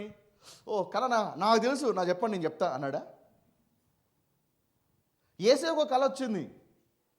ఎందుకంటే తను కూడా కళ్ళు కనువాడే, తనకు బిరుదు కూడా వచ్చింది, కళ్ళు కనువాడు అని. అంటే కళలు కనుటలో అనుభవం ఉన్నప్పటికీ కూడా వాళ్ళకి కళ రాగానే ఒక మాట ఉన్నాడు, కళ ఒక భావం నేను కాదు, అది దేవుని ఆధీనంలో ఉంది. ఎవరైనా మన వద్దకు వచ్చి ఏమైనా ప్రశ్నించినప్పుడు మనం తెలియకపోయినా నా దగ్గర నేను చెప్పేస్తాను, నీకు ఎలాంటిదన్నా నేను చెప్పేస్తా, గర్వం అది. యేసేపు తెలుసు ఆ కళ ఒక్క భావము అది దేవుని ఆధీనంలో ఉన్నది. అందుకే అహంకారంతో నాకు తెలుసు చెప్పట్లేదు, అహంకారంతో నా అనుభవం, నాకు దండిగా అనుభవాలు ఉన్నాయండి, నాకు చెప్పండి, నేను చూసుకుంటా, గర్వం అది. కాబట్టి ఎప్పుడే కానీ దేవుని మీద ఆధారపడేటువంటి అనుభవాన్ని మనం కలిగి ఉండగలగాలి. ఆమేన్. హల్లెలూయా. భావములు చెప్పుట దేవుని ఆధీనమే కదా. అంటే కళలు అనేది చాలా కీలకమైనవి.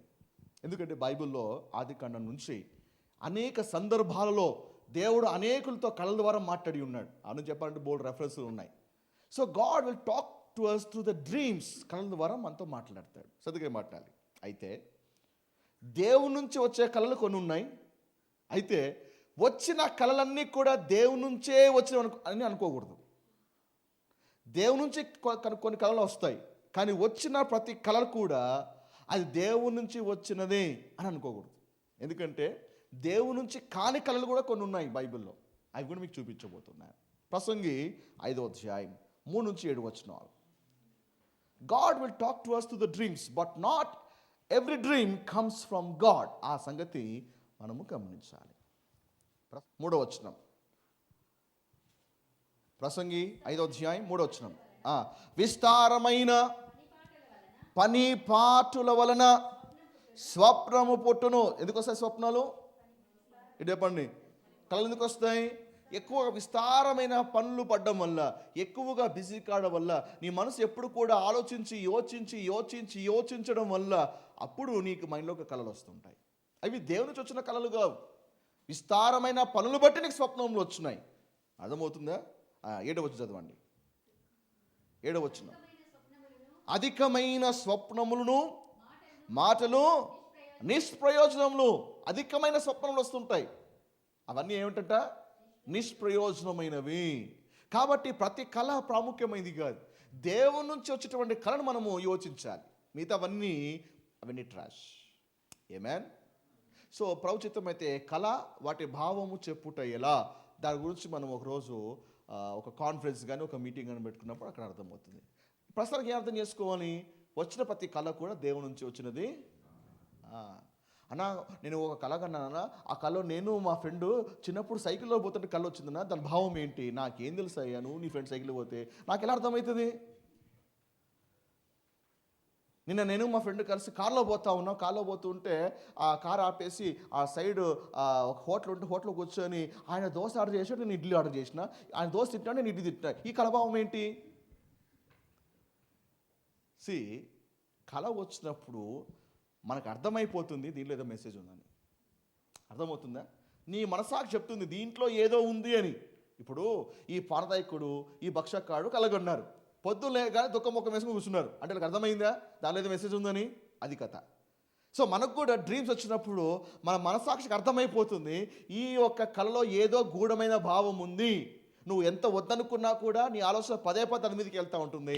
అంటే ఆ కళ ఏదో ఒక మెసేజ్ని కేతా ఉంది అని అర్థం. హల్లెలూయా. ఇక తక్కినవన్నీ నుండి చూసారా, ఏవి విస్తారమైన పనుల వల్ల వచ్చిన కళలను చూసారా, అవి చాలా డేంజర్. అవి పక్కన పెట్టేయాలి. అవి నిష్ప్రయోజనము అని రాయబడి ఉంది. హల్లెలూయా. ఈరోజు చాలామంది కళల ద్వారా మోసగించబడుతున్న వాళ్ళు చాలామంది ఉన్నారు. పాపం వాళ్ళు తెలియక వాళ్ళు ఏదో ఒక కళ వచ్చి ఉంటుంది. ఆ కళను భావం తెలియక ఎవరిని అడుగుతారు. విన్నోళ్ళు వీళ్ళ బలహీనతను ఆధారం చేసుకొని ఏందో చెప్పి భయపడి చేసి లోపరుచుకుంటారు. అట్లా మోసపోయిన వాళ్ళు కూడా చాలామంది ఉన్నారు. లేదా మాకు కళ వచ్చిందండి, ఆ కళాభావం ఇదండి అని చెప్పి జనాల్ని భయపెట్టించే వాళ్ళు కూడా చాలామంది ఉన్నారు. ద్వితీయోపదేశకాండం 13వ అధ్యాయం 1-5 వచనాలు. దేవుడు వార్నింగ్ ఇస్తున్నాడు. ఇలాగ కళల విషయమై దారి తప్పించే వాళ్ళ విషయమై చాలా కేర్ఫుల్గా ఉండాలి. మా కళ వచ్చిందని, నీ గురించి నాకు ఈ కళ వచ్చిందని అంటే అందరూ అలాంటి వారు కాదు, కానీ బట్ అలాగ అబద్ధము చెప్పి దారి తప్పించే వాళ్ళు కూడా చాలామంది ఉంటారు. చాలా కేర్ఫుల్గా ఉండాలి. తప్పుడు కళలు కనే వారి గురించి దేవుని లేఖనం ఏమంటుందో చూద్దాం. ప్రవక్తయే కానీ కళలు కనువాడే కానీ నీ మధ్య లేచి నీ ఎదుట సూచక క్రియనైనను మహత్కార్యమైనను చేసి, అంటే చేయగలుగుతారా వాళ్ళు చేయగలుగుతారా? అంటే అబద్ధ ప్రవక్తలు చేయగలుగుతారా? కళ్ళు కనువాడు కూడా అద్భుతాలు చేయగలుగుతున్నాడా? చేసి నువ్వు ఎరుగని ఇతర దేవతలను అనుసరించి పూజింతుము రమ్మని చెప్పినడులా అతను నీతో చెప్పిన సూచక్రియే కానీ మహత్కార్యమే కానీ సంభవించినను ఆ ప్రవక్త మాటలను కలలు కనువాని మాటలు వినకూడదు. అద్భుతాలు బట్టి ఒక వ్యక్తిని డిసైడ్ చేయకూడదు. అంటే వాళ్ళు సూచక్రియ చేస్తున్నారు, వాళ్ళు ఒక అద్భుతాన్ని చేస్తున్నారు, కానీ అద్భుతము ఒక కొలబద్ద కాదు, అతడు దేవుని సంబంధి అని రాయబడింది. ఏముంది? వినకూడదు. ఏలనిగా మీరు మీ దేవుడిని యెహోవాను మీ పూర్ణ హృదయముతోను మీ పూర్ణాత్మతోను ప్రేమించుచున్నారో లేదో తెలుసుకున్నటకు మీ దేవుడిని యెహోవా మిమ్మల్ని పరీక్షించుచున్నాడు. మీరు మీ దేవుడైన యెహోవాకు లోబడి ఆయనకే భయపడి ఆయన ఆజ్ఞలను అనుసరించి ఆయన మాట విని ఆయనను సేవించి ఆయనను హత్తుకొని ఉండలను. నీవు నడవాలని నీ దేవుడైన యెహోవా నీకు ఆజ్ఞాపించిన మార్గముల నుండి నేను తొలగించినట్లు ఐగుప్తు దేశంలో నుండి మిమ్మల్ని రప్పించి దాస్య గృహంలో నుండి మిమ్మల్ని విడిపించిన మీ దేవుడైన యెహోవా మీద తిరుగుబాటు చేయుటకు మిమ్మల్ని ప్రేరేపించను గనుక ఆ ప్రవక్తకేమి ఆ కలలు కనువానికేమి మరణశిక్ష విధింపవలెను. అట్లు నీ మధ్య నుండి ఆ చెడుతనమును పరిహరింపవలెను. కాబట్టి అబద్ధ ప్రవక్తలతో సమానముగా అబద్ధ కళలు చెప్పేవాడిని కూడా దేవుడు ట్రీట్ చేస్తున్నాడు. అబద్ధ ప్రవక్త ఎంత ప్రమాదకరమో అబద్ధ కళలు చెప్పేవాడు కూడా అంతే డేంజర్. అందుకే చాలా కేర్ఫుల్గా ఉంది. ఎవడో నీ గురించి కళ చెప్తే భయపడిపోవాకు. ఎవడో ఒక కళ గురించి నేను బెంబెలెత్తి చేస్తుంటే నువ్వు భయపడిపోవాకు. అర్థమవుతుందా? You should be very careful. ఇర్మియా 23వ అధ్యాయం 25వ వచనం. ఇర్మియా 23వ అధ్యాయము 25వ వచనం. ఇంకొక వాక్యం చూద్దాం. కళలు కనువాని గురించి, అబద్ధపు కళలు చెప్పేవాని గురించి లేఖనం ఏముంటుందో చూద్దాం. ఇర్మియా 23వ అధ్యాయము 25వ వచనం. కలకంటిని అని చెప్పుచు నా నామమున అబద్ధములు ప్రకటించు. అంటే ఇది ముందు వచనంలో దేవుడు ఎరగని వారు చెప్పేటువంటి కళలు. ఇప్పుడు ఈ వచనంలో ఏంటి? దేవుని నామములో చెప్పేటువంటి అబద్ధ కళలు. కలకంటిని అని చెప్పొచ్చు. నా నామమున అబద్ధములు ప్రకటించు ప్రవక్తలు పలికిన మాట నేను విని ఉన్నాను. ఇక నేను ఎప్పటి వరకు ఇలాగ జరిగించుచుండును తమ హృదయపు కాఠిన్యమును బట్టి అబద్ధములు ప్రకటించు ప్రవక్తలు దీనిని ఆలోచింపరా? తమ పితరులు నా నామమున మరిచినట్టు మీరందరూ తమ పొరుగువారితో చెప్పు కలల చేత నా జనులు నా నామమును మరచినట్టు చేయులని యోచించుచున్నారా? కల కనిన ప్రవక్త ఆ కలను చెప్పవలను. నా వాక్కు ఎవనికుండునో వాడు సత్యమును బట్టి నా మాట చెప్పవలను. ధాన్యముతో చెత్తకు ఏమి సంబంధము? ఇదే యెహోవా వాక్కు. సో కలలు కనువాని గురించి, అబద్ధపు కలలు చెప్పువాని గురించి దీన్ని మాట్లాడుతున్నాడు. ధాన్యముతో చెత్తకు ఏమి సంబంధం? ఏంటి ధాన్యము? దేవుని బిడ్డలు. ఏంటి చెత్త? అబద్ధ ప్రవక్తలు, అబద్ధ కలలు చెప్పేవాడు. కానీ దారి తప్పించేటువంటి ఇలాంటి వాళ్ళు చాలామంది ఉంటారు. ముఖ్యంగా ఈ మధ్యకాలంలో కలలు చెప్పు ఇంటర్ప్రిటేషన్ ఆఫ్ డ్రీమ్స్ ఆ గిఫ్ట్ ఉంటే ఇంకా చూడండి జనాలు వాళ్ళ చుట్టూ ఎగబడుతూ ఉంటారు. తెలియక ఎగబడుతూ ఉంటారు. వాళ్ళు ఏదో చెప్పేస్తుంటే నమ్మేస్తూ ఉంటారు, దారి తప్పుతూ ఉంటారు. ఈ మధ్యకాలంలో ఒక సిస్టర్ అమెరికా నుంచి ఫోన్ చేసింది. పాస్టర్ గారు మీతో మాట్లాడాలనుకుంటున్నాను. ఒక విషయం నేను చాలా కలత చెందుతున్నాను. మరి ఒక సమస్య ఉంది. చెప్పాను. ఏంటి సమస్య? ఏంటంటే నాకు ఒక స్నేహితురాలు ఉంది. మీ ఇద్దరం చాలా క్లోజ్. అయితే ఆమెకు ఒక కల వచ్చింది. ఆ కళలో ఏంటంటే నా కుమారుడికి తలకి బలమైనటువంటి గాయము తగిలి ప్రమాద స్థితిలో ఉన్నాడు. అందుకే ఆ కళ రాగానే నాతో చెప్పింది, నీ కొడుకు జాగ్రత్త, నీ కొడుకు ప్రమాదం ఉంది, నీ కొడుకు మీద అటాక్స్ ఉంటాయి, చాలా జాగ్రత్తగా ఉండు అని ఆ కళాభావం చెప్తూ ఆమె చెప్పేటువంటి మాటలు బట్టి నాకు భయం వేసింది. ఇది నిజంగా జరుగుతుందంటారా అంటే ఎవరికో కళ వచ్చింది, ఈమె భయపడతా ఉంది. నేను చెప్పాను అన్నమాట, అమ్మ దేవుడు ఎప్పుడే కానీ భయపెట్టేవాడు కాదు, దేవుడు ఎప్పుడే కలవర పెట్టేవాడు కాదు. కాబట్టి మీరు దీని గురించి మీరు యోచించాల్సిన అవసరం లేదు. కళ దాని యొక్క భావము అనేది చాలా ముఖ్యం. అయితే ఒక మాట ఏమంటే, నిజంగా ఆమెకు వచ్చిన కళ నిజమా కాదా నాకు తెలియదు. రెండవది, ఒకవేళ నిజంగా వచ్చి ఉన్నట్లయితే ఆ కళభావం ఏమైందో నాకు తెలియదు. ఒకటి మాత్రం నిజం, దేవుడు మనల్ని మన పిల్లల్ని యేసు రక్తంతో ముద్రించి ఉన్నాడు. నీ పిల్లలను చూతూ అని ప్రభు చెప్పి ఉన్నాడు. హల్లెలూయ. న్యూ టెస్ట్మెంట్లో కళలు చెప్పి భయపెట్టేవారు న్యూ టెస్ట్మెంట్లో మీకు అక్కడ కనిపించారు. కాబట్టి కళ ద్వారా దేవుడు హెచ్చరిస్తాడు, కళ ద్వారా దేవుడు మనల్ని సరిచేస్తాడేమో కానీ భయపెట్టేవాడు కాదు అని ఆమె చెప్పినప్పుడు అప్పుడు ఆమెకి కొంచెం ఓదార్పు వచ్చింది. ఇలాగా కళల వల్ల చెడిపేవాళ్ళు, కళల వల్ల భయపెట్టేవాళ్ళు చాలామంది ఉంటారు. Amen. Hallelujah. You should be very careful. సరే, ఇప్పుడు ఆ కళ గురించి యేసేపుతో పంచుకున్నారు. యేసేపు కలభావం చెప్పాడా? యేసేపు కలభావం చెప్పాడా? వివరించాడా? ఇప్పుడు యేసేపుకి ఏముంది? ఇంటర్ప్రిటేషన్ గిఫ్ట్ ఉంది. అంటే కళ ఒక భావము చెప్పేటువంటి వరం ఉంది. నువ్వు సరిగ్గా ఏం మాట్లాడాలి. యేసేపు అధికారంలో ఉన్నాడు, అంటే ఆ జైల్లోనే పెత్తనము కలిగి ఉన్నాడని చెప్పుకుందాంలే. ఏదో కాస్త కూస్తో ఒక ఉన్నతమైన ప్లేస్లోనే, అంటే వాళ్ళ మధ్యలో ఉన్నతమైన ఒక హెచ్చైన ప్లేస్లో ఉన్నాడు. మంచిది. రెండవది, కళ చెప్పు భావము కూడా ఒక వరము కూడా యేసేపుకి ఉన్నది. ఇప్పుడు యేసేపు ఒకవేళ సాధారణ పరిస్థితి అయితే, సాధారణ వ్యక్తి అయితే ఏం చేసి ఉండేవాడు? నీకు కళభావం నాకు తెలుసు, ఒక 1000 రూపాయలు ఇస్తే చెప్తా, ఒక 10,000 నీకు పని చేసి పెడతా. క్యాష్ చేసుకునే అవకాశం ఉందంటారా లేదంటారా? కాస్త పెత్తనం ఉంది, దానికి తోడు వరం కూడా ఉంది. ఇప్పుడు కుయుక్తి కలిగినట్లయితే యేసేపు, నీకు ఇది చేసి పెడతా, నాకేంది ఇస్తావు, నీకు ఇది ఇస్తా, నాకేమి ఇస్తావు అని బేరం ఆడిండొచ్చా ఆడిండకూడదా? వేరే వ్యక్తి అయితే ఆడిండొచ్చా లేదా? ఎందుకంటే బైబిల్లో కూడా జైల్లో వేసిన వాళ్ళతో కూడా బేరం ఆడిన వాళ్ళు చాలామంది ఉన్నారు బైబిల్లో. చూపించమంటారా? జైల్లో పడితే పాపం జైలు కదా, ఖైదీ కానీ జాలి బల్లే, ఖైదీల దగ్గర కూడా లూటీ చేసే ప్రయత్నం చేశాడు బైబిల్లో ఒక ఆయన. బైబిల్ ఉన్నట్లయితే అపోస్తుల కార్యానికి వెళ్దాం. అపోస్తుల కార్యము 24వ అధ్యాయం. మీరు అపోస్తుల కార్యము 24వ అధ్యాయంలో జరిగిన సంఘటన మీరు చదివారో లేదో తెలియదు, కానీ ఈరోజు బహుశా నేను చెప్పే మాట మీకు చాలా కొత్తగా ఉంటుంది. అప్పుడే పౌలు మరి కొంచెం ద్రవ్యం తీసుకొని అప్పుడే ఊళ్ళోకి అడుగు పెట్టాడు. 24వ అధ్యాయం స్టోరీ అంతా చెప్పే సమయం లేదు.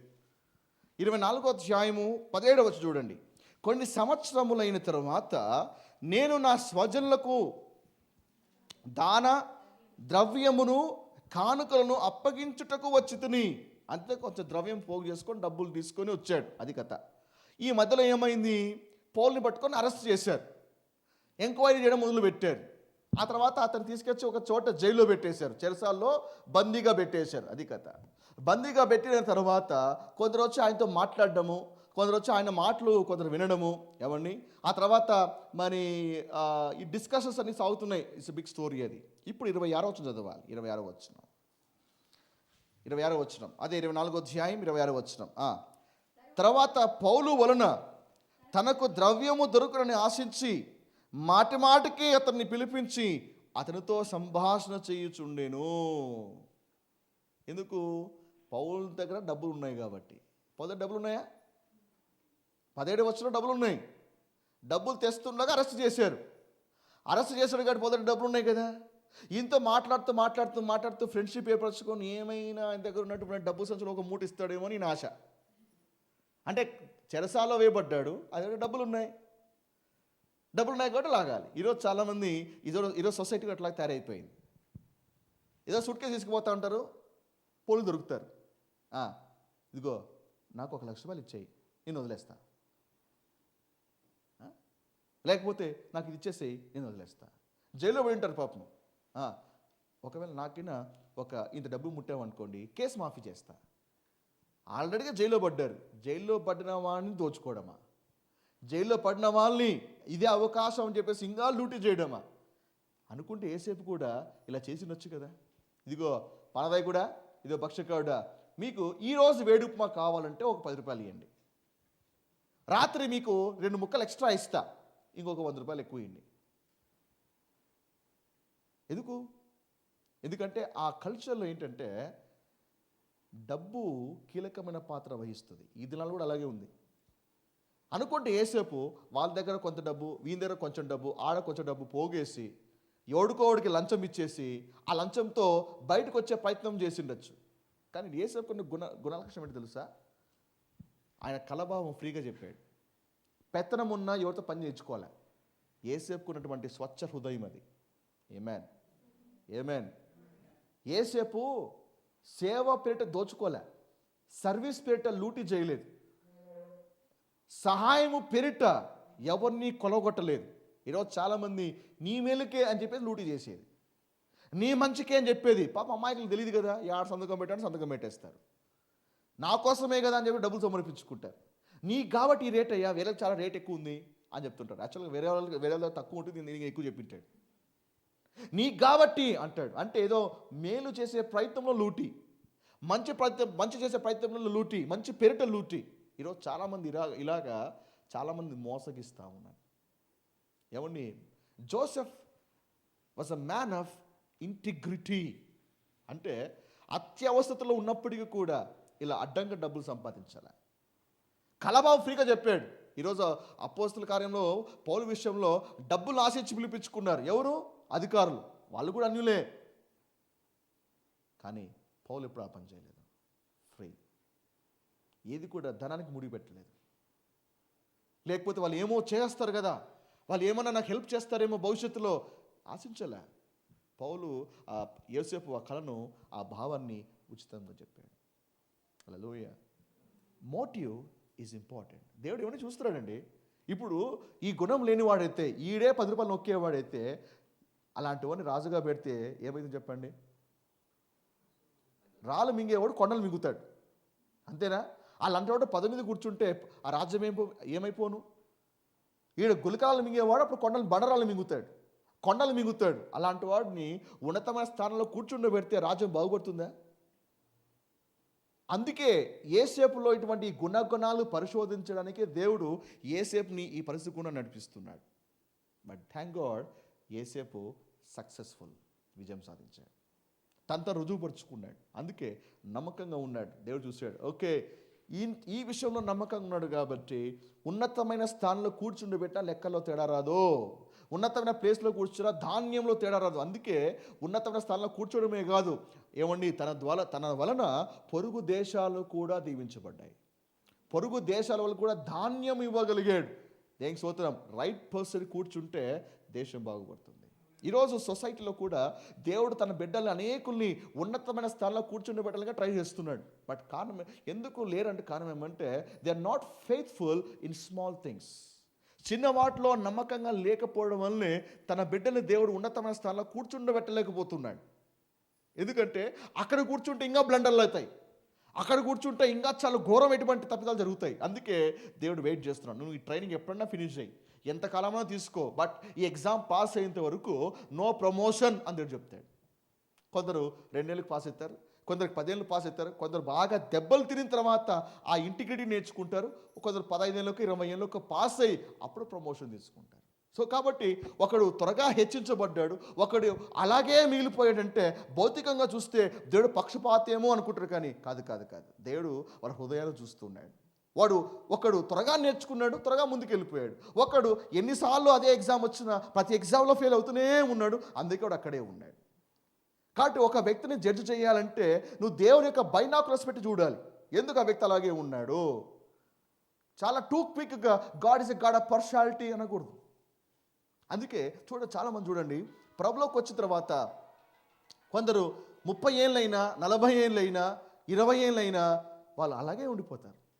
ఇంకొందరు చూడండి, సంవత్సరం కూడా ఉండదు, చాలా వేగంగా ముందుకు పోతుంటారు. ఎస్తేరు వలె, రూతు వలె చాలా వేగంగా దూసుకుని వెళ్ళిపోయేసి అద్భుతంగా వాడబడుతూ ఉంటారు. కారణం ఏంటి? వాళ్ళు వాడుకోవాలని దేవుడికి ఇష్టమే కాదు, వాళ్ళు త్వరగా నేర్చుకున్నారు, త్వరగా అలవర్చుకున్నారు, తమ క్యారెక్టర్ని మౌల్డ్ చేసుకున్నారు, ఇంటిగ్రిటీని మెయింటైన్ చేస్తున్నారు, అంతరంగంలో ఏదో మార్పులు చేసుకుంటూ ఉన్నారు.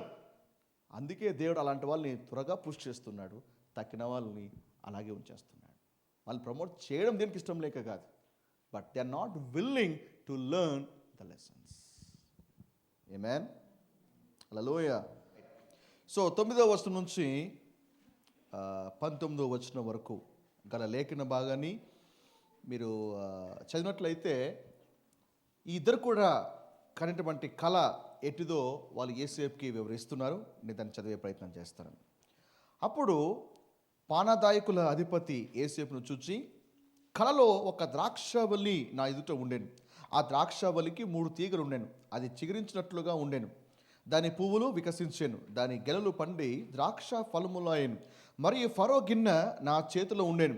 ఆ ద్రాక్ష ఫలములను పట్టుకొని ఫరో గిన్నెలో వాటిని పిండి ఆ గిన్నె ఫరో చేతికిచ్చితిని అని తన కలను అతనితో వివరించి చెప్పాను. అప్పుడు యేసేపు దాని భావం ఇదే, ఆ 3 తీగలు 3 దినములు, ఇంకా 3 దినములోగా ఫరో నీ తలను పైకెత్తి నీ ఉద్యోగము నీకు మరలా ఇప్పించును. నీవు అతనికి పానదాయకుడవై ఉన్న నాటి మర్యాద చొప్పున ఫరో గిన్నెను అతని చేతికి అప్పగించెదవు. కాబట్టి నీకు క్షేమం కలిగినప్పుడు నన్ను జ్ఞాపకము చేసుకొని నా యందు కరుణించి ఫరోతో నన్ను గూర్చి మాట్లాడి ఈ ఇంట్లో నుండి నన్ను బయటికి రప్పించుము. ఏలనగా నేను హెబ్రీయుల దేశం నుండి దొంగిలింపబడితిని, అది నిశ్చయము. మరియు ఈ చెరసాలలో నన్ను వెయిటుకు ఇక్కడ సహా నేనేమీ చేయలేదని అతనితో చెప్పాను. కాబట్టి మొదట పానదాయకుడికి వచ్చినటువంటి కళ, ఈ కళ వివరిస్తున్నాడు. ఈ కళ ఏంటంటే, ఆ కళలో ఒక ద్రాక్షవల్లి చూస్తున్నాడు. ఆ ద్రాక్షవల్లికి ఎన్ని తీగలు ఉన్నాయి? 3 తీగలు ఉన్నాయి. ఇక్కడ చెప్పండి, ఎన్ని తీగలు ఉన్నాయి? 3 తీగలు ఉన్నాయి. అయితే ఆ 3 తీగలు ఏంటో యేసేపే భావం ఇచ్చాడు. ఆ 3 తీగలు ఏంటో కాదు, 3 దినములని. సో ఇది పానదాయకుడికి వచ్చినటువంటి కళ. ఆ వ్యక్తికి సంబంధించినటువంటి ఇంటర్ప్రిటేషన్ని యేసేపు ఇచ్చాడు. ఆ తర్వాత నిజంగానే ఆ వ్యక్తి ఉన్నతమైన స్థాయికి హెచ్చించబడ్డాడు. అతను పోగొట్టుకున్నటువంటి ఉద్యోగం అతనికి మళ్ళీ లభించింది. ఆమేన్. అయితే మరి ఈరోజు బిలీవర్గా మనం ఏం నేర్చుకోవాలి? ఆ పానదాయకుడికి వచ్చినటువంటి ఆ కళ ద్వారా మనం ఏం నేర్చుకోవాలి? ఇది ఆ వ్యక్తికే పరిమితమా, లేదా మన జీవితానికి సంబంధించినటువంటి ఒక విషయాలు ఏమైనా ఇందులో ఉన్నాయా? ఇది మనం ఆలోచించాలి. ఒకవేళ అది ఆ వ్యక్తికి సంబంధించిన కళ మాత్రమే అంటే, ఈరోజు బైబిల్లో దేవుడు దాని గురించి రాసి ఉంచేవాడు కదా. ఏదో కళ చెప్పాడు, ఆ కళ అలా జరిగిపోయిందని 2 స్టేట్మెంట్లు ఇచ్చేసి సరిపోయేది. బట్ ఇంత డిస్క్రిప్షన్ ఇచ్చాడు అంటే ఇది బిలీవర్కి సంబంధించినటువంటి విషయాలు కూడా ఏదో ఇందులో ఏవో ఉన్నాయి.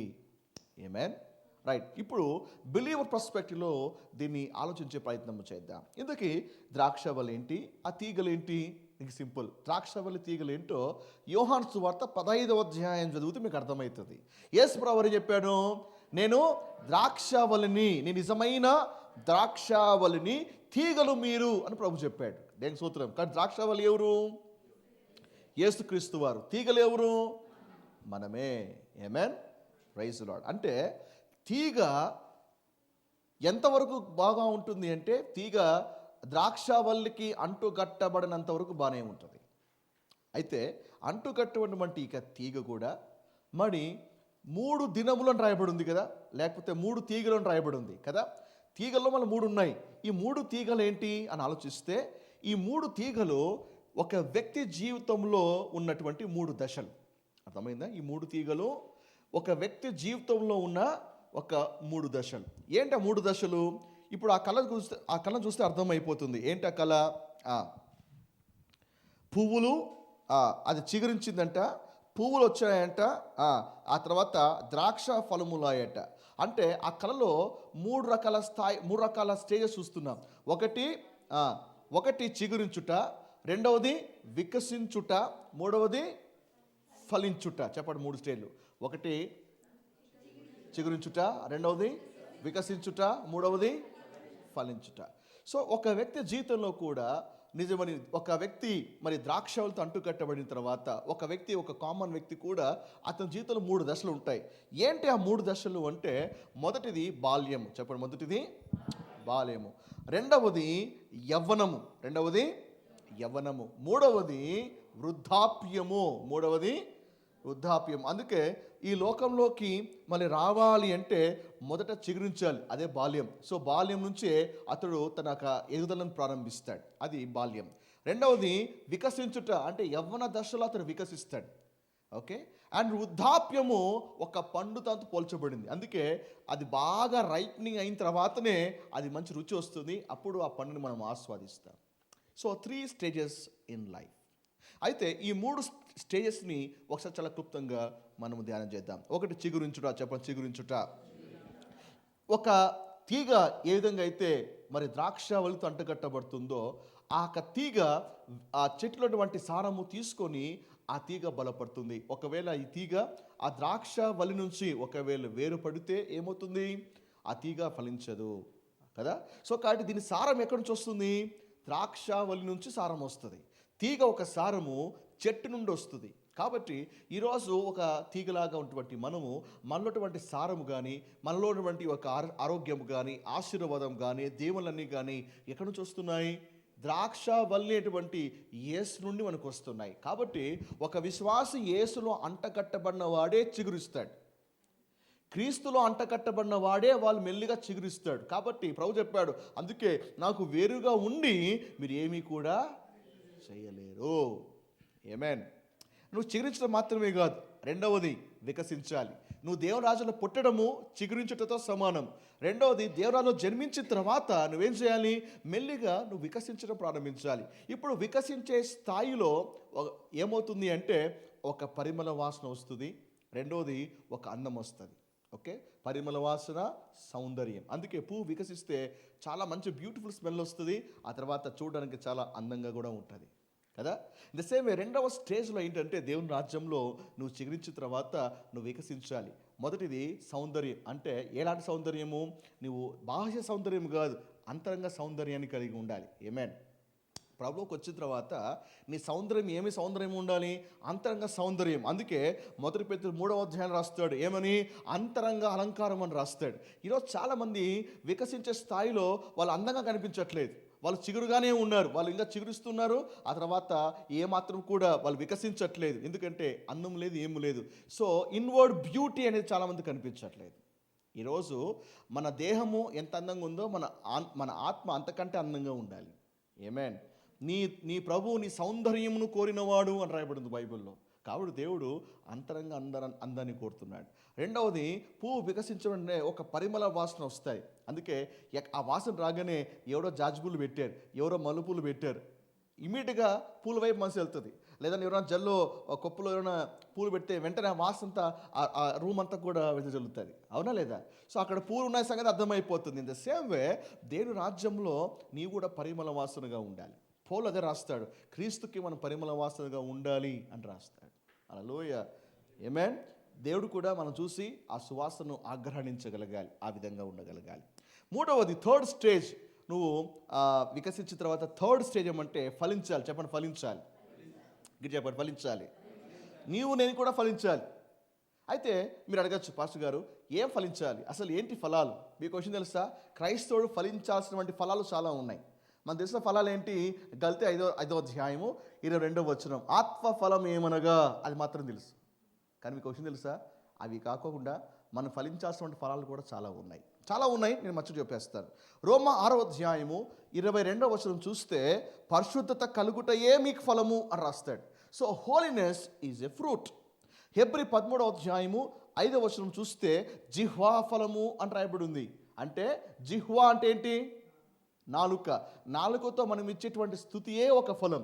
అంటే ప్రైజ్ అటువంటి ఫ్రూట్ కూడా కలిగి ఉండాలి. హెబ్రీ 12వ అధ్యాయము 7 నుంచి 11 వచనాలు చూసినట్లయితే నీతి సమాధానం అను ఫలం అని రాయబడి ఉంది. అంటే ఈ ఫలాన్ని కూడా మనం కలిగి ఉండాలి. రోమా 15వ అధ్యాయము 26 నుంచి 27 వచనాలు చూసినట్లయితే అక్కడ పౌలు రాస్తాడు ఏమని? ఈ పని ముగించి ఈ ఫలము వారికి అప్పగించి అని కానుకలు ఉద్దేశిస్తూ రాస్తున్నాడు. అంటే కానుక అర్పణ అనే ఫలాన్ని కూడా మనం కలిగి ఉండాలి. ఎఫెసీ 5వ అధ్యాయము 8వ వచనం నుంచి 10వ వచనం చూసినట్లయితే వెలుగు ఫలము అని రాయబడి ఉంది. అంటే లైట్. మనలో చీకటి ఉండకూడదు, మనలో వెలుగు ఉండాలి. దాస్తున్నామంటే చీకటి ఉందని అర్థము. తెరవబడిన పుస్తకంలో ఉందంటే అది వెలుగు ఫలం అన్నది. ఇలా చెప్పుకుంటూ పోతే చాలా ఫలాలు ఉన్నాయి. ఈరోజు చాలా క్రైస్తవులు వాళ్ళు చిగురిచ్చే స్టేజ్లో ఉన్నారు కానీ ఫలించే స్థితిలో లేదు. అందుకే వాళ్ళ జీవితంలో పండ్లు కనిపించట్లేదు. ఏం కనిపించట్లేదు? There is no fruit. అందుకే ఒక చెట్టు మరి అది మొలకెత్తిన, అది వికసించిన ఫలములు లేకపోతే ఆ చెట్టు వల్ల ఉపయోగం లేదు. అందుకే దాన్ని కొట్టి వాడేస్తాడు. మారుమస్సు పొందాలి. ఏది ఫలింపని ప్రతి చెట్టు నరకబడి అగ్నిలోకి వేయబడుతుంది. ఎందుకు ఆ చెట్టు నరకబడతా ఉంది? ఎందుకంటే అది కూడా చిగురించింది, అది కూడా వికసించింది, కానీ అక్కడ ఆగిపోయింది. ఏం కనిపించలేదు? అక్కడ పండ్లు కనిపించలేదు. యజమానుడు కావాల్సిన పండ్లు కనిపించలేదు. అందుకే ఫలింపని ప్రతి చెట్టు, చిగురించని ప్రతి చెట్టు కాదు, మొలకెత్తని ప్రతి చెట్టు కాదు, ఫలింపని చెట్టు. ఎందుకంటే ఎన్ని ఉన్నా చెట్టుకు ఒక ముఖ్య లక్షణం ఏమంటే అంతిమ దశ ఫలాలు. ఆ ఫలం కనిపిస్తేనే ఆ చెట్టుకు సార్థకత. ఫలం లేకపోతే ఆ చెట్టుకు ఉపయోగమే లేదు. హల్లెలూయా. ఆ ఫ్రూట్, ఈరోజు ఆ ఫ్రూట్ మనలో ఉందా? అది చాలా కీలకమైనది. ఇప్పుడు ఈ పానదాయకుడికి వచ్చినటువంటి కళలో ఏంటి తెలుసా? అతను ఏం చేశాడు? ఒక చేతిలో ఏముందంట? ఆ రాజు గిన్నె ఉంది. ఈ ద్రాక్ష పండ్లు తీసుకొని అది పిండి ఆ జ్యూస్ని ఆ గిన్నెలోకేసి ఆ రాజుకి ఇస్తూ ఉన్నాడట. హల్లెలూయా. వాటిని పిండి ఆ గిన్నె ఫరో చేతికి ఇచ్చెను అని రాయబడి ఉంది. ఇందుకే ద్రాక్షరసము దేనికి పోలికగా ఉన్నది? ద్రాక్షరసము ఆనందానికి పోలికగా ఉన్నది. దేనికి పోలిక? Wine represents joy. ఆనందానికి పోలికగా ఉన్నది. బైబిల్లో చాలా రెఫరెన్స్లు దీన్ని సపోర్ట్ చేస్తున్నాయి. Wine represents a joy. Hallelujah. అయితే మనము ఇక్కడ ఒక పాఠం నేర్చుకోగలగాలి. ఏంటంటే మన యొక్క పండ్ల ద్వారా, అంటే మన యొక్క జ్యూస్ ద్వారా ఏ విధంగా అయితే ఈ యొక్క పానదాయకుడు ఆ పాత్రలో జ్యూస్ని స్క్వీజ్ చేసి ఎలాగైతే రాజుకి ఇచ్చాడో, మనలో ఉన్నటువంటి పండ్లు కూడా ఆ రాజు కొడతా ఉన్నాడు. మనలో ఉన్నటువంటి ఎసెన్స్ని కూడా రాజు కొడతా ఉన్నాడు. ఎప్పుడైతే రాజు తాగుతాడో రాజు ఆనందిస్తాడు. అందుకే రాజుల కాలం చూడండి, విందైన ఆనందమైన ఎప్పుడు వచ్చినా కూడా వాళ్ళ ద్రాక్షరసాన్ని సేవిస్తారు. Wine represents a joy. ఈరోజు ఆ రాజు కూడా నీ పాత్రలోది త్రాగగలుగుతాడా? నీ పాత్రలోది ఆస్వాదించగలుగుతాడా? రాజు నీ యందు ఆనందించగలుగుతాడా? మీకు క్వశ్చన్ తెలుసా? మనము ఇద్దరికి ఆనందాన్ని కలగజేయాలి. ఎందరికి? 2 people, ఇద్దరికి. మొదటిగా దేవుని ఆనందింపజేయాలి. మన లైఫ్ యొక్క ముఖ్య ఉద్దేశం ఏంటి తెలుసా? దేవుని ఆనందింపజేయాలి. రెండవది పొరుగువారిని కూడా ఆనందింపజేయాలి. ఇద్దరిని సంతోషపెట్టాలి, దేవుని, పొరుగువారిని. న్యాయాధిపతుల గ్రంథము 9వ అధ్యాయం 12 నుంచి 13 వచనాలు. న్యాయాధిపతుల గ్రంథము 9వ అధ్యాయము 12 నుంచి 13 వచనాలు. అక్కడ ఒక ఉపమానం చెప్పబడతా ఉంది, ఒక కథ చెప్పబడతా ఉంది. అదేంటో చదువుదాం. అటు తరువాత చెట్లు, నీవు వచ్చి మమ్మను ఏలుమని ద్రాక్షావళిని అడుగుగా. అంటే ఒక కథలాగా వెళ్తుంది అనమాట. ఒక కథ వివరించబడతా ఉంది. చెట్లన్నీ వచ్చాయంట. ఏమని అడుగుతున్నాయి? ద్రాక్షావళిని అడుగుతా ఉన్నాయంట. ఏమని? ద్రాక్షావళి దేవునిని మానవులను సంతోషపెట్టు, నా ద్రాక్షరసమును నేను ఇయ్యక మాని చెట్ల మీద రాజునై ఉండి ఇటు అటు ఊగుటక్కు నేను వచ్చేదనా. ఈ ద్రాక్షావళి ఏమంటా ఉంది? ఎవరిని సంతోషపెట్టకు? దేవునిని మానవులను అందించాలన్నమాట. అంటే ద్రాక్షరసం యొక్క ముఖ్య లక్షణము, ముఖ్య ఉద్దేశం ఏంటి? దేవుని సంతోషపెట్టాలి, మానవులను కూడా సంతోషపెట్టాలి. ఇది చాలా కీలకమైంది. ఈ రెండు కూడా ద్రాక్షరసము చేయాలి. మొదటి చెప్పండి, మొదటి ఎవరికి చెప్పండి? మొదటి దేవుని సంతోషపెట్టాలి. ఇంతకీ మీరు అనొచ్చు, పాస్టర్ గారు దేవుని ఇలా సంతోషపెడతామండి. దేవుని సంతోషపెట్టడానికి బైబిల్లో చాలా మార్గాలు ఉన్నాయి. ఒకటే మర్చిపోక ఎగ్జాంపుల్, టాపిక్ వచ్చింది కాబట్టి ఒక్కదారి చూపిస్తాను. ఇది చేస్తే దేవుడికి సంతోషం కలుగుతుంది. 37వ కీర్తన 23వ వచనం. 37వ కీర్తన 23వ వచనంలో ఏం రాయబడిందంటే, ఒక్కని నడత యెహోవా చేత స్థిరపరచబడును, వాని ప్రవర్తన చూచి ఆయన ఆనందించును. చెప్పండి, దేవుడు దేని చూసి ఆనందిస్తాడు? పాటలను బట్టి ఆనందిస్తాడు, మన రాగాలు బట్టి ఆనందిస్తాడు, మన వాయిద్యాలు బట్టి, మన సంగీతాన్ని బట్టి దేవుడు ఆనందిస్తాడు. అవునా? దేవుడు యొక్క ఆనందం ఏంటి? మనం అనుకుంటాం పాటలు పాడితే ఆనందము, వాయిద్యాలు వాయిస్తే ఆనందము, అరేంజ్మెంట్లు చేస్తే ఆనందము. కానీ దేవుని యొక్క ఆనందం ఎందులో ఉందో తెలుసా? ప్రవర్తనలో ఉన్నది. చెప్పండి గట్టిగా, దేవుని ఆనందము ప్రవర్తనలో ఉంది. ఇప్పుడు మత్తయి సువార్త 3వ అధ్యాయంలో యేసులో బాప్తిజం తీసుకుని ఒడ్డుకు వచ్చిన తర్వాత పైన ఒక స్వరం ఏర్పడుతుంది, ఇతనే నా ప్రియమైన కుమారుడు, ఇతని యందు నేను ఆనందిస్తున్నాను. ఎందుకు ఆనందించాడు? ఎందుకంటే ఆ 30 ఏళ్లలో యేసు ప్రభువారు ఏ లోపము లేక తన్ను తాను సిద్ధపరచుకుంటూ తండ్రి కోసం ఎదురు చూస్తున్నాడు. ఆ 30 ఏళ్ళలో ఎక్కడా పాపము లేదు, ఆ 30 ఏళ్ళు ఎక్కడా కల్మషం లేదు. అంతవరకు యేసు ప్రభువారు క్యారెక్టర్ బిల్డ్ చేసుకుంటున్నాడు.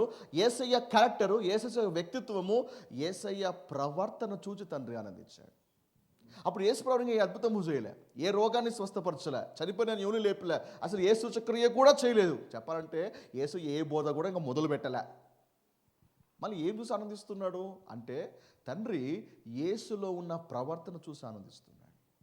మిరాకిల్స్, సైన్స్, వండర్స్, టాలెంట్ ఇవన్నీ కూడా సెకండరీ. కానీ మొదటిది ఏంటో తెలుసా? క్యారెక్టర్.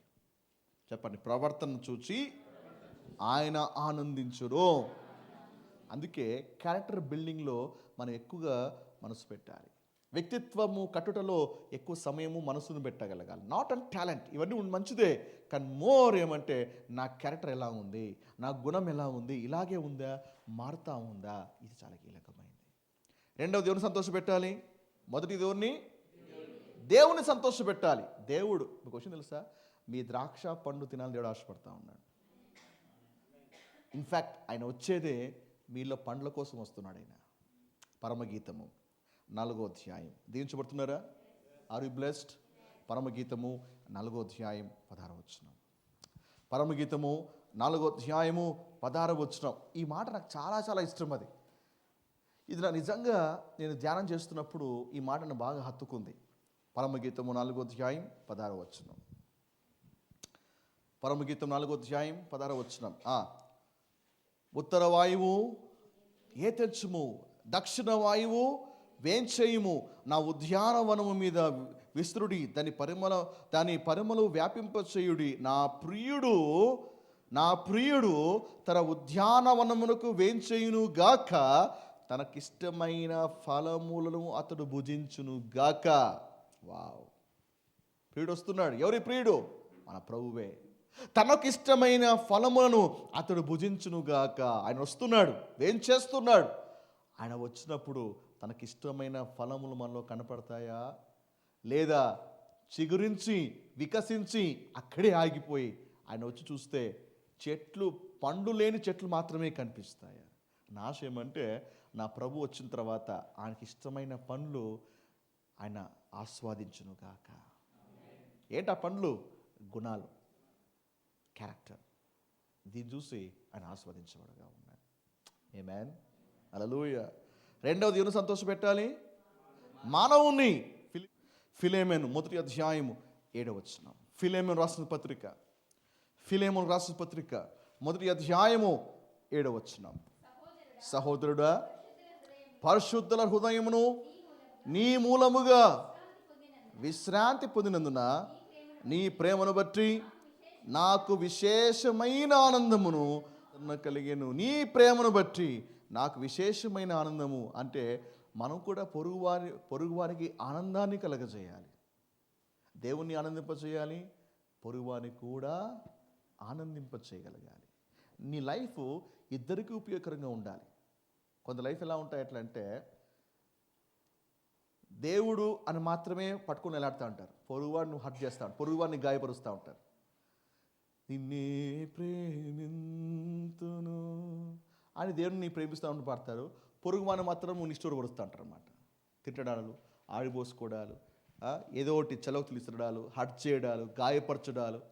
అంటే మనుషుడు ఏమన్నా పర్లేదు, ఏమన్నా గాయపని పర్లేదు, దేవుడు దేవా నిన్నే ప్రేమించును. We should never hurt people, we should never hurt God. కొంతమంది ఉంటారు, దర్ మ్యాన్ ప్లీజెస్, ఎప్పుడు కూడా మనుషులు సంతోషపెట్టే ప్రయత్నం చేస్తూనే ఉంటారు, కానీ దేవుని సంతోషపెట్టే పనులు చేయరు. ఉంటే వాళ్ళు ఈ ఎక్స్ట్రీమ్ అయినా ఉంటారు, లేదా ఉంటే వాళ్ళు ఈ ఎక్స్ట్రీమ్ అయినా కూడా ఉంటారు. దేవుడా, నిజంగా నువ్వు ద్రాక్షసం అయితే, నిజంగా నువ్వు ద్రాక్ష చెట్టు అయితే ఇద్దరిని కూడా సంతోషపెట్టే వ్యక్తిగా ఉండగలగాలి. ఆమేన్, హల్లెలూయా. రైట్.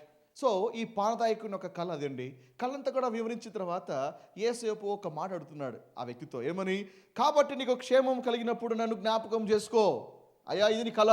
3 daysలో నువ్వు బయటకు వచ్చేస్తావు. 3 daysలో మళ్ళీ నీ యొక్క స్థానంలో కూర్చుంటావు. ఎప్పుడు కూడా రాజు పక్కనే ఉంటూ నువ్వు ఆ గిన్నెను అందిస్తూ ఉంటావు, అంత క్లోజ్గా ఉంటావు. కాబట్టి అక్కడికి హెచ్చించబడిన తర్వాత ఒక్కసారి నేను జ్ఞాపకం చేసుకో. అంటే ఇక్కడ యేసేపు ఏం చేస్తున్నాడంటే, మనుషుల మీద ఆధారపడే ప్రయత్నం చేస్తూ ఉన్నాడు. అఫ్కోర్స్, ఎందుకంటే చాలా విసిగిపోయాడు. తనకి లెజిటిమేట్ ఒక ఆపర్చునిటీస్ ఏమైతే ఉన్నాయో అవన్నీ కూడా వాడుకునే ప్రయత్నం చేస్తున్నాడు. ఒకసారి రాజుకు నా మాట చెప్పవా అని మనుషుల మీద ఆధారపడేటువంటి ప్రయత్నం చేస్తున్నాడు. మనకు అయితే తెలిసిన విషయమే. అతను అంటాడు, ఓకే అంటాడు. ఆ తర్వాత పక్కకి వెళ్ళిపోయిన తర్వాత 3 రోజులు అయిపోయిన తర్వాత అతను నిజంగానే హెచ్చించబడతాడు, కానీ ఆ సంగతి అతనికి జ్ఞాపకమే ఉండదు. నేను వాక్యం అంటుంది, రాజులు నమ్ముకున్నట కంటే యెహోవాను నమ్ముకున్నటే మేలు. మనుషులు నమ్ముకున్న కంటే యెహోవాను ఆశ్రయించటం మేలు. కాబట్టి మనుషుల మీద ఆధారపడే కంటే దేవుని మీద ఆధారపడడం చాలా శ్రేయస్కరమైంది. యేసేపు హ్యూమన్గా ట్రై చేస్తున్నాడు, ప్రయత్నాలు చేస్తున్నాడు, కానీ హెచ్చింపు వచ్చేది ఒక మనుషుల ద్వారా కాదుగా, దేని ద్వారా వస్తుంది. హల్లెలూయా, హల్లెలూయా, ప్రైజ్ ది లార్డ్. చెప్పండి, నేను దేవుని మీద, మనుషుల మీద ఆధారపడను, దేవుని మీద ఆధారపడతాను.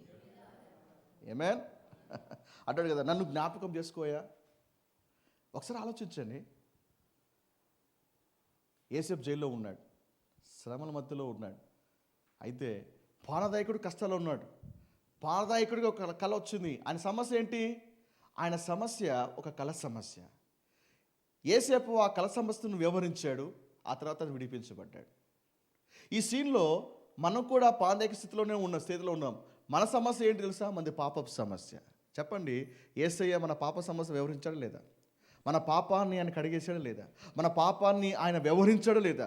ఎస్, అన్నట్టుగానే యేసేపు వలె యేసు కూడా మన పాపం నుంచి ఆయన మనల్ని విడిపించాడు.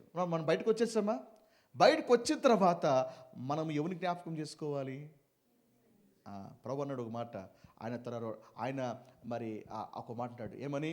నేను వచ్చే వరకు ఇది నన్ను జ్ఞాపకం చేసుకోండి. అందుకే ప్రభు బలలో మనం పాల్గొన్నప్పుడు ఒక మాట అంటాడు, నన్ను జ్ఞాపకం చేసుకోండి.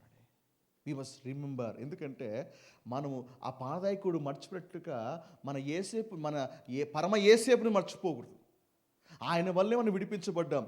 ఆయన కళ చెప్పాడు, కళభావం చెప్పాడు, ఎగ్జాక్ట్ నెరవేర్చబడింది. అలాగే యేసు రక్తం కార్చాడు, ప్రాణం పెట్టాడు, ఆయన బలియాగమైనాడు. ఆయన ద్వారా మనం విడిపించబడ్డాం, రక్షించబడ్డాం. రక్షించబడిన తర్వాత యేసుని మర్చిపోతే ఎంత దారుణం అది. పానదాయకుడు మర్చిపోయాడు. అయితే యేసేపు మళ్ళా హెచ్చించబడిన తర్వాత అప్పుడు పానదాయకుడు చెప్తాడు, నిన్ను మర్చిపోయి నేను తప్పు చేశానయ్యా అంటాడు. నిజంగా దేవుని మర్చిపోతే తప్పది, ప్రభుని మర్చిపోవడం తప్పది. ఏ రక్షకుడిని మర్చిపోవడము ఘోరమైనటువంటి నేరం అది. We should never forget our master. ఏమైనా చేయబోతున్నా ఒకసారి, యేసయ్యా నీవు నా పరమ యేసేపువి. చెరసాల్లో ఉన్నప్పుడు పాపం నుండి నన్ను విడిపించావు. నేను బంధకంలో ఉన్నప్పుడు నన్ను విడిపించావు. నువ్వు చెప్పినట్లుగానే, నువ్వు చేసినట్లుగానే నేను విమోచించబడి ఉన్నాను. నేను ఎన్నటికీ నేను మరువను. కొందరు కాస్త హెచ్చించబడితే మర్చిపోతారు, చర్చిలు మర్చిపోతారు, ప్రభువుని మర్చిపోతారు, సేవకులను మర్చిపోతారు, మందిరాలను మర్చిపోతారు. ఈ పానదాయకుడి వలె మనం ఎప్పుడు కూడా మర్చిపోకూడదు అని బిడ్డారా. ఆమేన్. ముందుకెళ్దాం. ఇప్పుడు భక్ష్యకారుని కళ, ఇప్పుడు ఒకటి కళ అయిపోయింది, ఇప్పుడు రెండవ కళ చూద్దాం. అతనికి కళ వచ్చింది. ఏంట కళ? 16 నుంచి 19 వచ్చిన. అతడు తెలిపిన భావము మంచిదని భక్ష్యకారుల అధిపతి చూచి అతనితో ఇట్లా నేను కలగంటిని, ఇదిగో తెల్లని పిండి వంటలు గల 3 గంపలు నా తల మీద ఉండేను. మీది గంపలో ఫరో నిమిత్తము సమస్త విధములైన పిండి వంటలు ఉండేను.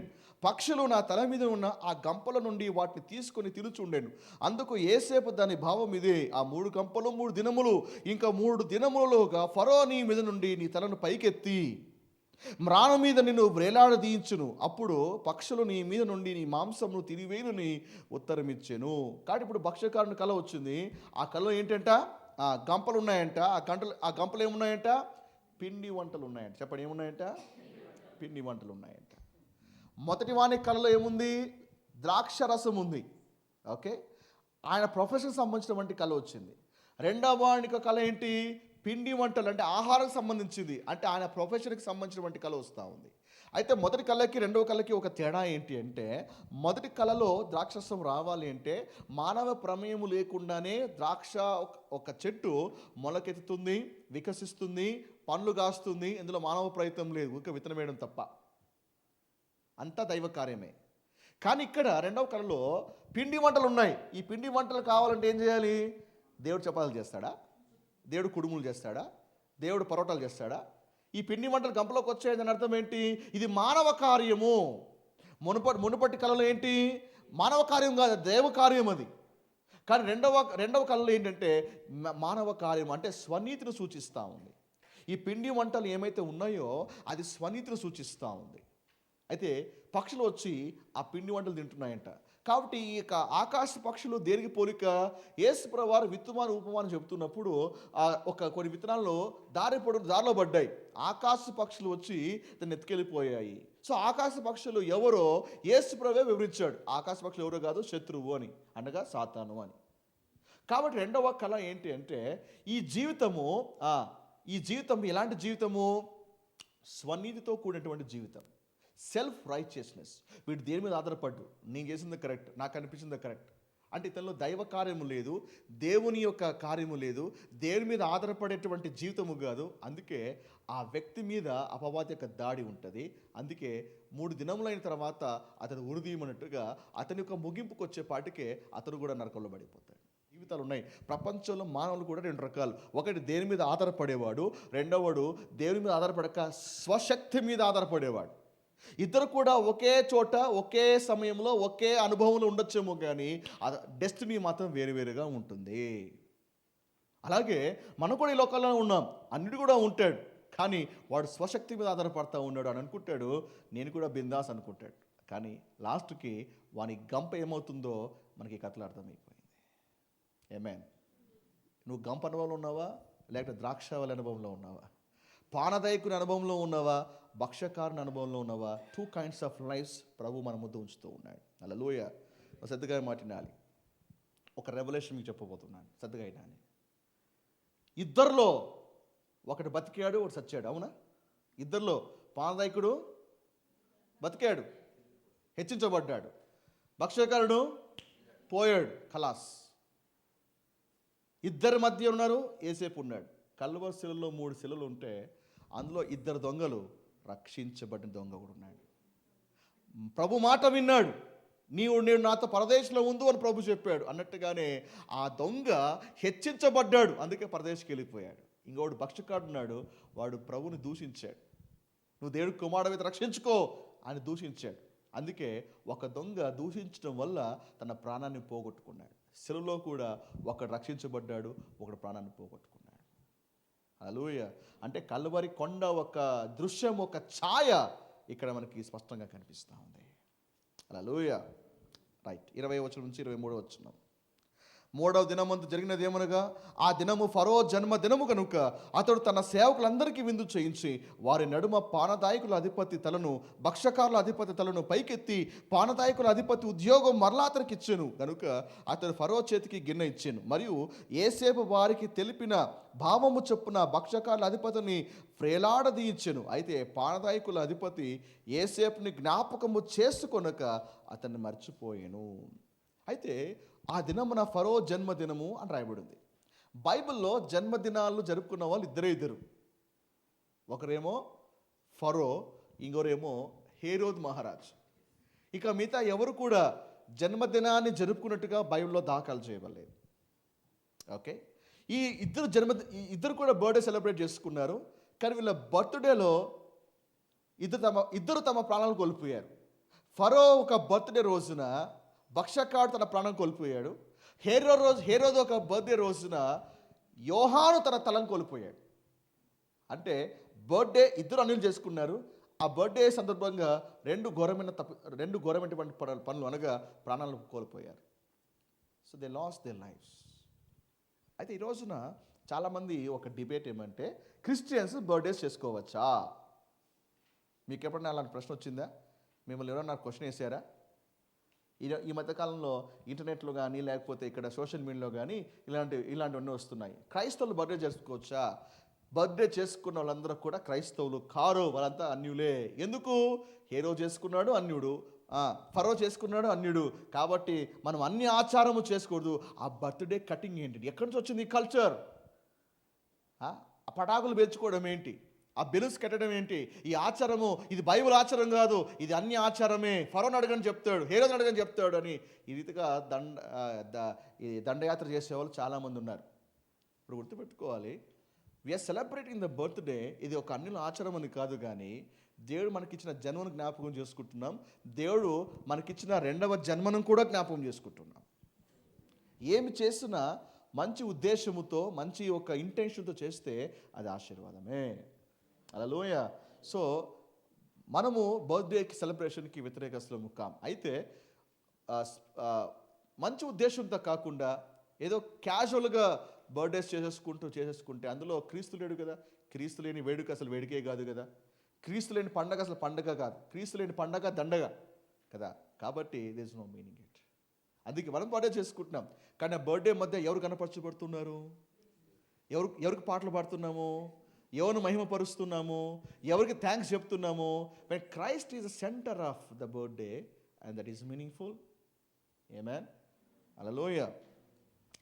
అయితే పానదాయకుల అధిపతి యేసేపును జ్ఞాపకము చేసుకొనక అతనిని మర్చిపోయాను. ఎంత బాధ కదా.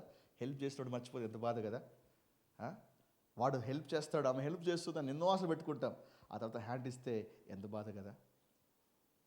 ఒక విషయం తెలుసా? యేసేపు బాధపడినప్పటికీ అతడు పదవిలోకి వచ్చినాక ఎవడరా ఎక్కడ పానదాయకుడు పట్టరండి అన్నాడా?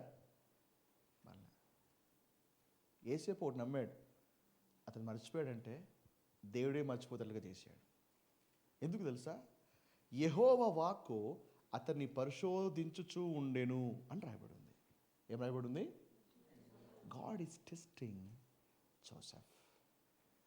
అడుగున క్యారెక్టర్ టెస్టింగ్ యోసేపులో. అడుగున దేవుడు చెప్పాలంటే ఒక భూతద్దం తీసుకొని ఆయన స్పిరిట్, సోల్ అండ్ బాడీ మొత్తం స్కాన్ చేస్తూ ఉన్నాడు. ఎయిర్పోర్ట్లోకి వెళ్తే ఒక స్కానర్ ఉంటుంది, పై నుంచి కింది వరకు స్కాన్ చేస్తాడు. బీప్ అని వస్తుంది, అంటే వాడి దగ్గర ఏదో ప్రమాదకరమైన వస్తువు ఏదో ఉందని అర్థం. అట్లా దేవుడు యేసేపుని పూర్తిగా స్కాన్ చేస్తున్నాడు. ఎవ్రీ యాంగిల్లో, ఫైనాన్స్లో, క్యారెక్టర్లో, మెంటాలిటీలో, యాటిట్యూడ్లో అన్నిట్లో స్కాన్ చేస్తూ ఉన్నాడు. ఇంకా స్కానింగ్ అయిపోలే. స్కానింగ్ అయిపోకముందే ప్రమోషన్ వచ్చేస్తుందా? అందుకే ఇతను మర్చిపోయాడు. And Joseph knew that. టెస్ట్లో నిలబడ్డాడు, పాస్ అయ్యాడు. ఆ తర్వాత ప్రమోషన్ వచ్చింది. అబ్రహాం దేవుడు పరిశోధన చేశాడు. పరిశోధన నిలబడ్డాడు కాబట్టే అబ్రహాంకి గొప్ప ఆశీర్వాదము లభించింది. అవునా? గిద్యోను విషయానికి వచ్చేస్తాం. గిద్యోన్ దగ్గర చాలామంది ఉన్నారు, కానీ తర్వాత ఏమైంది? 300 మంది ఫిల్టర్ అయ్యారు కదా. 300 మంది దేవుడు టెస్ట్ చేసి 300 మంది నిలబడితే 300 మంది కలిసి 137,000 సైన్యాన్ని మట్టు పెట్టించారు. ఎంతమంది? 300 మంది. ఎంతమందిని? 137,000 మందిని. అంటే 1:1 ఎంత? ఇంటికి లెక్కలేసుకోండి. 300 మంది ఎక్కడ? 137,000 మంది ఎక్కడ? ఎంత అఖండమైన విజయం అది! ఎలా సాధ్యమైంది? ఎందుకంటే దేవుడు వాళ్ళని పరీక్ష చేశాడు. నిలబడిన వాళ్ళని దేవుడు వాడుకున్నాడు. 137,000 మందిని ఓడించగలిగాడు. హల్లెలూయా. యోగు కూడా అంటాడు కదా, నేను కూడా పరిశోధించబడతా ఉన్నా, ఆయన నన్ను శోధించినప్పుడు సువర్ణము వలె నేను బయటపడతాను. See, when you go through the testing, దేవుడు మనటువంటి అఫ్కోర్స్ కొంచెం పెయిన్ ఉండొచ్చు, కొంచెం బాధ ఉండొచ్చు, కొంచెం కన్నీళ్ళు ఉండొచ్చు అఫ్కోర్స్, లేదా వేరే వాళ్ళ తప్పిదాలు బట్టి మనం స్ట్రగుల్ అవుతూ ఉండొచ్చు. But one thing will happen, యేసేపు వల్లే మన శుద్ధ సువర్ణంలో మనం బయటికి రావాలి. యోబు వల్లే మనం బయటికి రావాలి. When you finish your testing, పరీక్షల్లో నువ్వు పాస్ అయితే నీకు స్తోత్రం, నీకు నెక్స్ట్ ఏముంది తెలుసా? స్టేజ్ నిలబెట్టి నీకు గోల్డ్ మెడల్ వేస్తారు. టెస్ట్ పాస్ అయినోడికి సర్టిఫికేట్ ఉంటుంది, టెస్ట్ పాస్ అయినోడికి గోల్డ్ మెడల్ ఉంటుంది, టెస్ట్ పాస్ అయినోడికి మెరిట్స్ ఉంటాయి. నీకు స్తోత్రం. When you pass your test, the merits are waiting for you. యేసేపుకి అది సంభవించింది. హల్లెలూయా. మీ క్వశ్చన్ తెలుసా? మనము ఈ పాయింట్ చెప్పి నేను ముగించేస్తున్నాను.